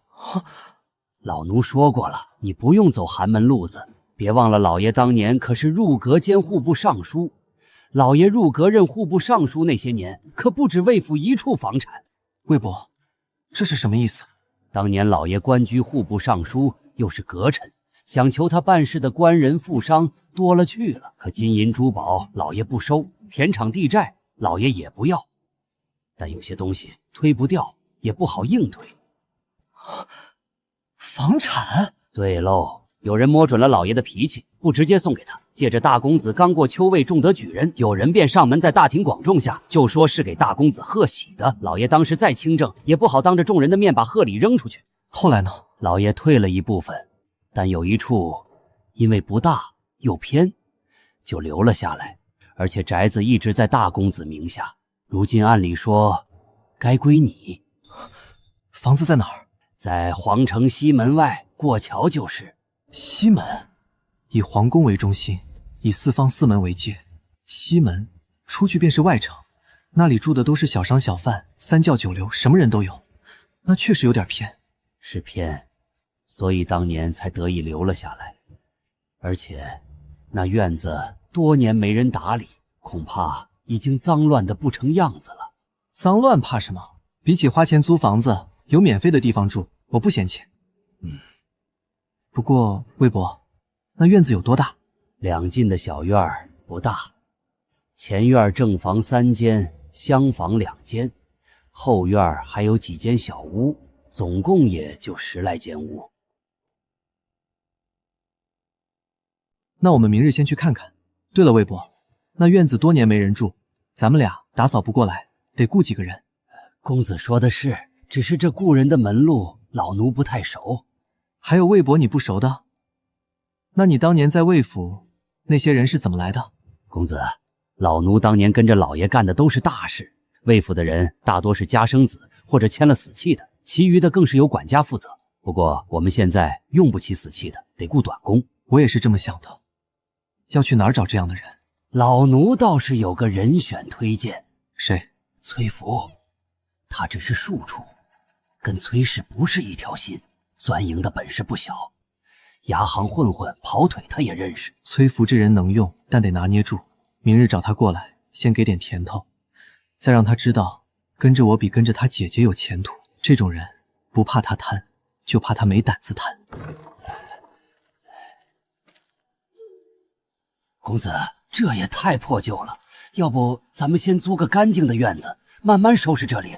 不用，破旧怕什么？收拾收手就能住人。从今天起，这里就是我们的新家了。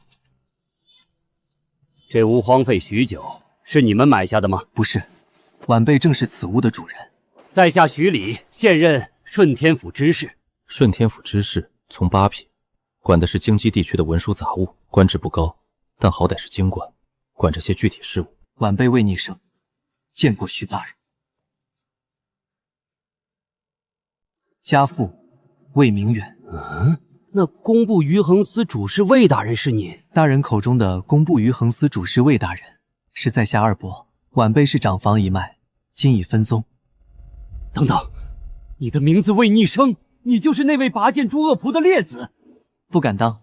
久仰久仰，魏公子大名如雷贯耳，今日得见，三生有幸。徐大人过誉了，我就住在隔壁，以后就是邻居，有什么需要帮忙的尽管开口。啊，对，我夫人做饭手艺不错，你乔迁新居，我让夫人送些过来。太客气了。今天魏公子事儿忙，我们下次再见。公子，一个从8品的知识，值得您这么客气？以后都是邻居，低头不见抬头见，客气一点儿，总比结仇好。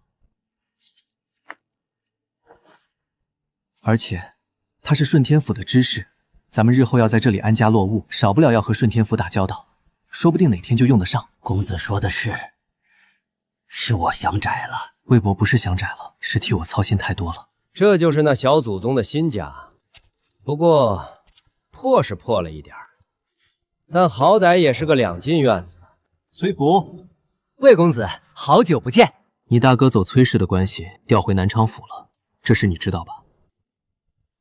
你姐姐没有帮你吗？看来是没有。魏公子，你找我到底什么事？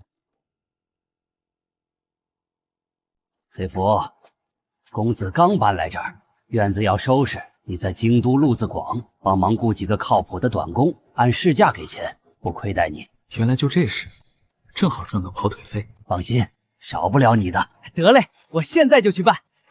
慢着，崔福，你今年多大了？快16了。16了还打算做一辈子闲汉？你母亲是丫鬟出身，崔家不可能在你身上浪费资源，崔氏更不可能帮你，所以你被赶出崔家也是迟早的事，没错吧？崔福，我不是有意在挖苦你，我只是想问，难道你打算就这么混下去？今天帮人跑腿挣几文钱，然后明天跟一群闲汉赌坊输个精光，后天再去求人？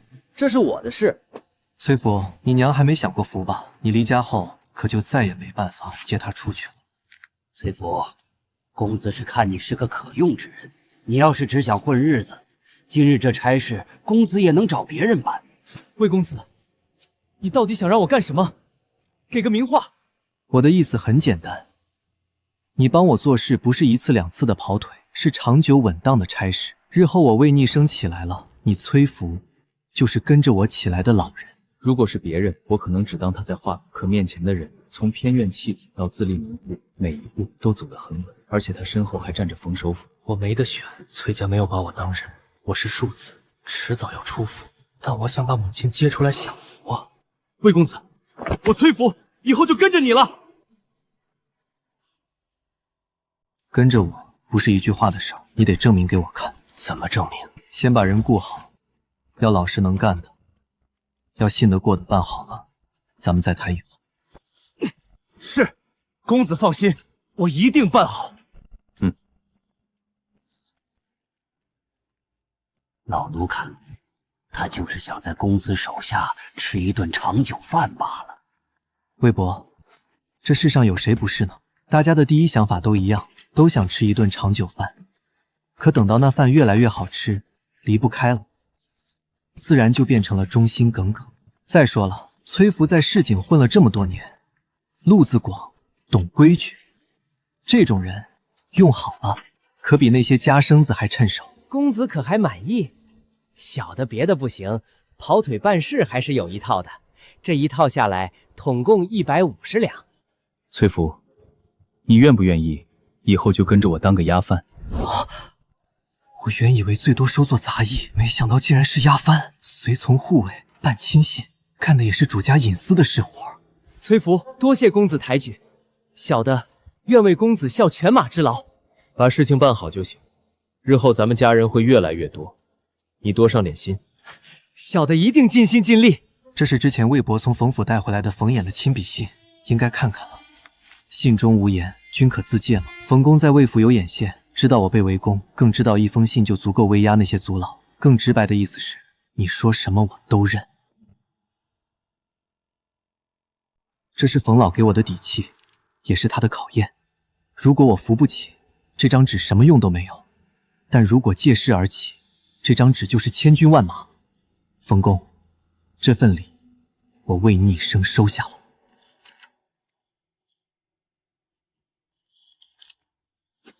我是说，你看，公子现在也是当家做主的人了，是不是该给公子找个丫鬟了？要我说，就得找个年轻水灵的，红袖春香，那才叫风雅。胡说八道！公子才多大，你就想这些有的没的？魏老哥，你打我干嘛？我哪儿胡说了？再过几年就5相之年了，提前准备准备怎么了？好好的词，我怎么从你口中听着就这么不正经呢？崔福说的对，公子，你别听他瞎说。魏博，我没瞎说，你年纪大了，事事亲力亲为，一个人忙不过来。而且，你是我的长辈，不是仆人，这些端茶倒水的事不该你来做。少爷一直打心里把我当长辈看，那我也得看着。胡妹子不行，认字，长得好，能签死契的随身女士。崔福，你这不是为难我吗？这种的可不好找。王婆子，你少跟我装蒜，我还不知道你那些犯官家眷不都在你手里吗？小声点儿，这事儿能乱说吗？放心，钱少不了你的。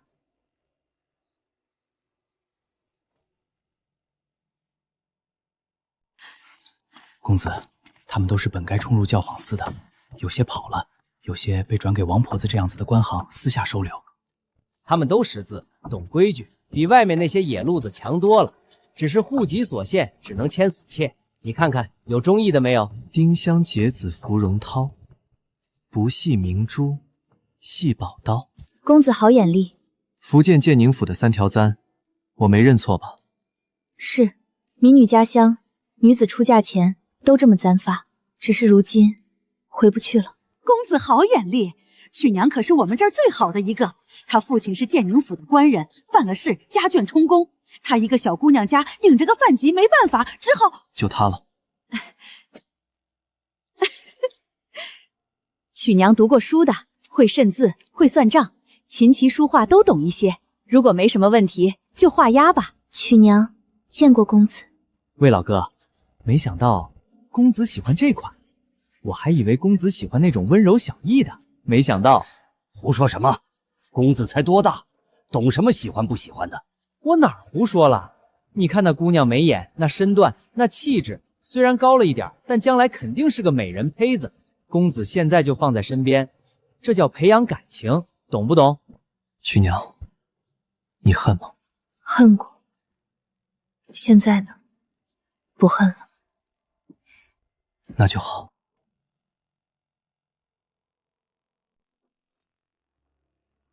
晚辈见过冯公。你这字，老夫越看越喜欢，瘦劲挺拔，锋芒内敛，难得，所以老夫临了几日，可惜还是学不像。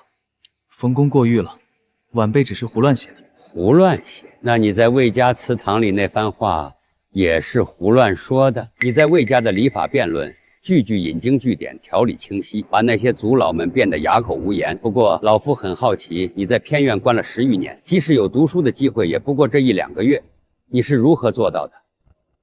冯老一定调查过我，这个问题答不好就是万劫不复。冯公可读过钱塘韩愈的文章？韩长黎的文章自然读过，不过跟你又有什么关系？既然如此，那长林先生有一篇《宋王谢序》，其中有句话：晚生一直记在心里。夫沿河而下，苟不止，虽有池疾，必之于海。晚生虽然困于偏院10余年，得学不过数月，可冯公又怎么知道，自启蒙之后，晚生就真的停下了。没有那10余年忧惧，没有那些跪祠堂的夜晚，没有那些被人踩在泥里的日子，我就是把书背烂了，也不过是个书呆子。好一句百折不回之真心，万变不穷之妙用。你自学至此，还说自己不是神童？冯公，晚辈今日登门，主要是来感谢您的指路之恩。若不是您的提议以及那封信，晚辈走不出魏家，也拿不回长房产业。你的确应该谢我，毕竟因为这事儿，我一个治世的老东西又回到陛下眼中了。你既聪慧，我也不逼着你。今日早朝可有不少人让我这个老东西滚出京都呢。晚辈认为冯公并不担心。哦，为什么这么说？冯公方才写的这一句是教人做个真君子，可冯公若真是个坐如师立如棋的真君子，今日就不会坐在这里跟我说话。讲下去。凭冯公的身份，其实即使不帮我那父亲，他也不敢说什么。但冯公还是帮了，因为冯公知道陛下他不喜欢君子。冯公治世这段时间太安静，想一个人真正的君子。可陛下真的需要冯公这样子吗？以退为进，在陛下眼中反而会适得其反。毕竟若陛下真的需要冯公以退为进，又何须让冯公留在京都？所以充当君子，陛下会把任何事情都主动怀疑到冯公身上，而这恰恰是在我拜见冯公之前，冯公就已经意识到的。所以晚辈才说冯公不担心。因为朝堂的弹劾，陛下必然会留中不发，而冯公借我这一事前后得利，既解了陛下的怀疑，又了结了与我祖父的交情。原来他不只是一个有趣的孩子，更是一个可造之才。你这孩子到底是怎么长的？冯公，晚辈可以借笔一用吗？用吧。人无癖，以其无深情也；人无瑕，不可与交，以其无真气也。你是说老夫今日之举，正是这癖与瑕？冯公本可做个真君子，与世无争，但冯公没有。冯公选择了帮我，选择了让自己身上沾上瑕，这正是冯公的深情与真气。陛下看见这样的冯公，才会放心，而这就是冯公现在最需要的东西。所以冯公帮我，我亦帮冯公。哈哈哈哈哈！好一个人无癖不可与交，魏逆生，你很好。冯公过誉，晚辈不敢当。不是过誉，是实话来。接下来不谈别的，老夫还想请你这个胡乱写的，教老夫写一写这受金呢。魏伯，你觉得冯公的儿子会是什么样的人？不清楚。当年在老爷身边时，我听最多的就是冯公长子做人还行，做官也是还行，总之就是还行。公子今日在冯府跟冯公说了什么？魏伯是在担心什么吗？不是担心什么，而是怕你太直接了。毕竟老爷曾经说过，读书人讲究委婉，讲究点到即止。你要是把心思都摆在明面上，冯公那样的人会不会觉得你太急功近利？会不会觉得你不够稳重？魏伯，祖父当时告诉你的没有错，读书人确实讲究委婉，但我没有时间委婉了。再过2年就是秋闱，也就是说我只有2年时间。科举报名需要3户保，自己、家、师。我自己和家如今都没问题，但师承这一条，我准备走冯公的路子。拜冯公？可是他已经致仕了。我知道。你不知道，公子，你可不要被眼前的事蒙蔽了呀。冯公已经做了2任首辅，我大周开国至今还没有3任首辅的先例，说不准哪天就倒下了。而他这样子的官倒下了，就代表了清算啊。这些我都明白，魏伯。明白还选他？公子，这不是开玩笑的。万一冯公……正是因为冯公年纪大了，我才选他。这话怎么说？冯公门生遍布翰林院与科道，为其耳目喉舌，可他自己却没有一个真正的弟子。门生可以很多，但弟子只能有一个。冯公需要一个人，在他100年之后继承他的门生，他的名望，他的一切，一个能在他离世后庇护冯家的人。我还没完全懂，所以公子是想做那个人？对，冯公需要一个小阁老，但不是严世蕃，他要的是张居正。这条路风险很大，可一旦走通了，那便是通天之路。公子，你真的想清楚了？想清楚了，我需要一棵参天大树，让我能迅速成长。哪怕这棵树已经走向衰老，但只要它还在，就能替我遮风挡雨。等它倒了，我已经长成另一棵树了。公子，我不懂那些大道理，但我知道公子走的路一定是正确的，就跟当年我跟着老爷一样，我只需要跟着就行了。公子，公子，我回来了！大呼小叫的，成何体统？公子这儿正说事儿呢。嘿嘿，公子，我打听到了，冯公的儿子拥着呢，堂堂吏部侍郎。一听见冯公致时后，当场就吓得主动请辞，离京为官了。听说当时得知消息后，冯公气得破口大骂其就是个扶不起的平庸儿。果然和我猜的一样，冯公内心其实也很害怕呀。毕竟这个位置在没有兵权的情况下，退下来不是荣归故乡，而是倒台清算。可偏偏自己儿子连严世蕃都不是。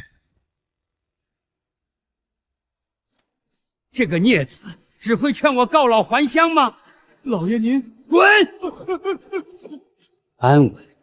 他以为想安稳就能安稳吗？这些年如履薄冰，政敌虎视眈眈，孔老表面恭敬，还有陛下那永远猜不透的心思。冯半朝退一步就是万丈深渊，冯家现在还能安稳，是因为陛下还用得着我，需要我来平衡局面，制衡那些蠢蠢欲动的人。等我没用了，那些人就会蜂拥而上。到那时候，你还能安安稳稳的读书教子吗？混账东西啊！混账东西啊！连一个尚未籍贯的孩子都看得明白的事，这平庸子却不明白。魏一角的威在明处，谁都看得见，而冯半桃威在暗处，藏在那些笑脸和恭维底下。魏逆生那孩子，他看得见魏家的威，难道就看不见冯家的威吗？他看见了，所以他才敢来投靠自己。他想做我的门生，不对，不是门生，6部中都是我的门生，冲着冯半桃3个字来的。等我倒了，自然树倒猢狲散来。我冯衍这辈子教了那么多学生，到头来竟没有一个能托付后世的人。魏逆生比我那40岁的儿子看得远得多。文月兄，你那个孙子比我这辈子见过的所有人都厉害。他知道自己要什么，也知道我能给什么，他甚至知道我比他更需要什么。冯半朝、魏一角，终究还是要凑起来呀！来人，老爷，备车，明日随我去西门。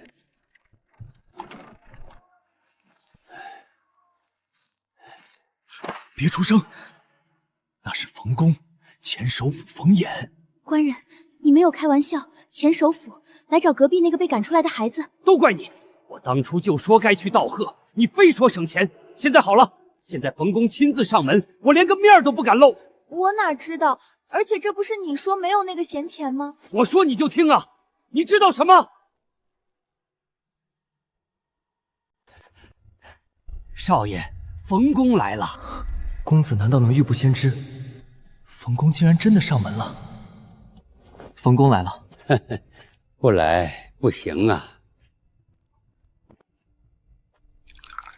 冯公请坐。你那天说人无癖不可与交，老夫想了很久，想问你，你的癖是什么？读书、算账、下棋、写字，还有赌。赌？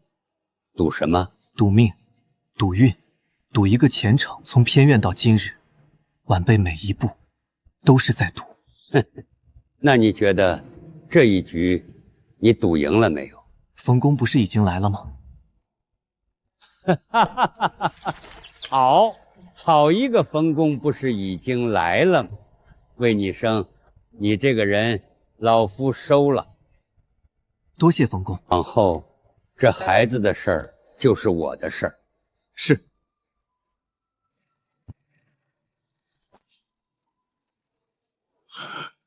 魏伯，明日备些礼，我们去拜师。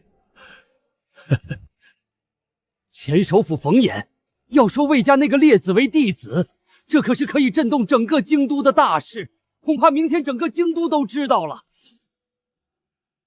还没消息吗？还不快再去打听！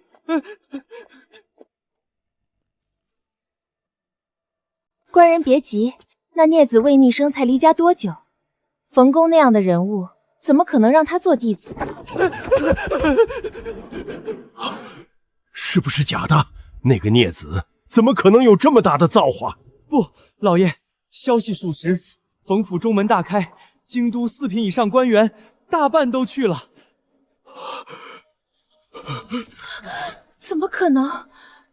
那逆子分宗离家才3个月，我们原以为他落魄就会回来认错，没想到他竟然拜了冯衍为师，这叫什么事儿啊？老爷，这是冯府管家让小的带回来的，说是冯府收徒宴，4品以上才有资格。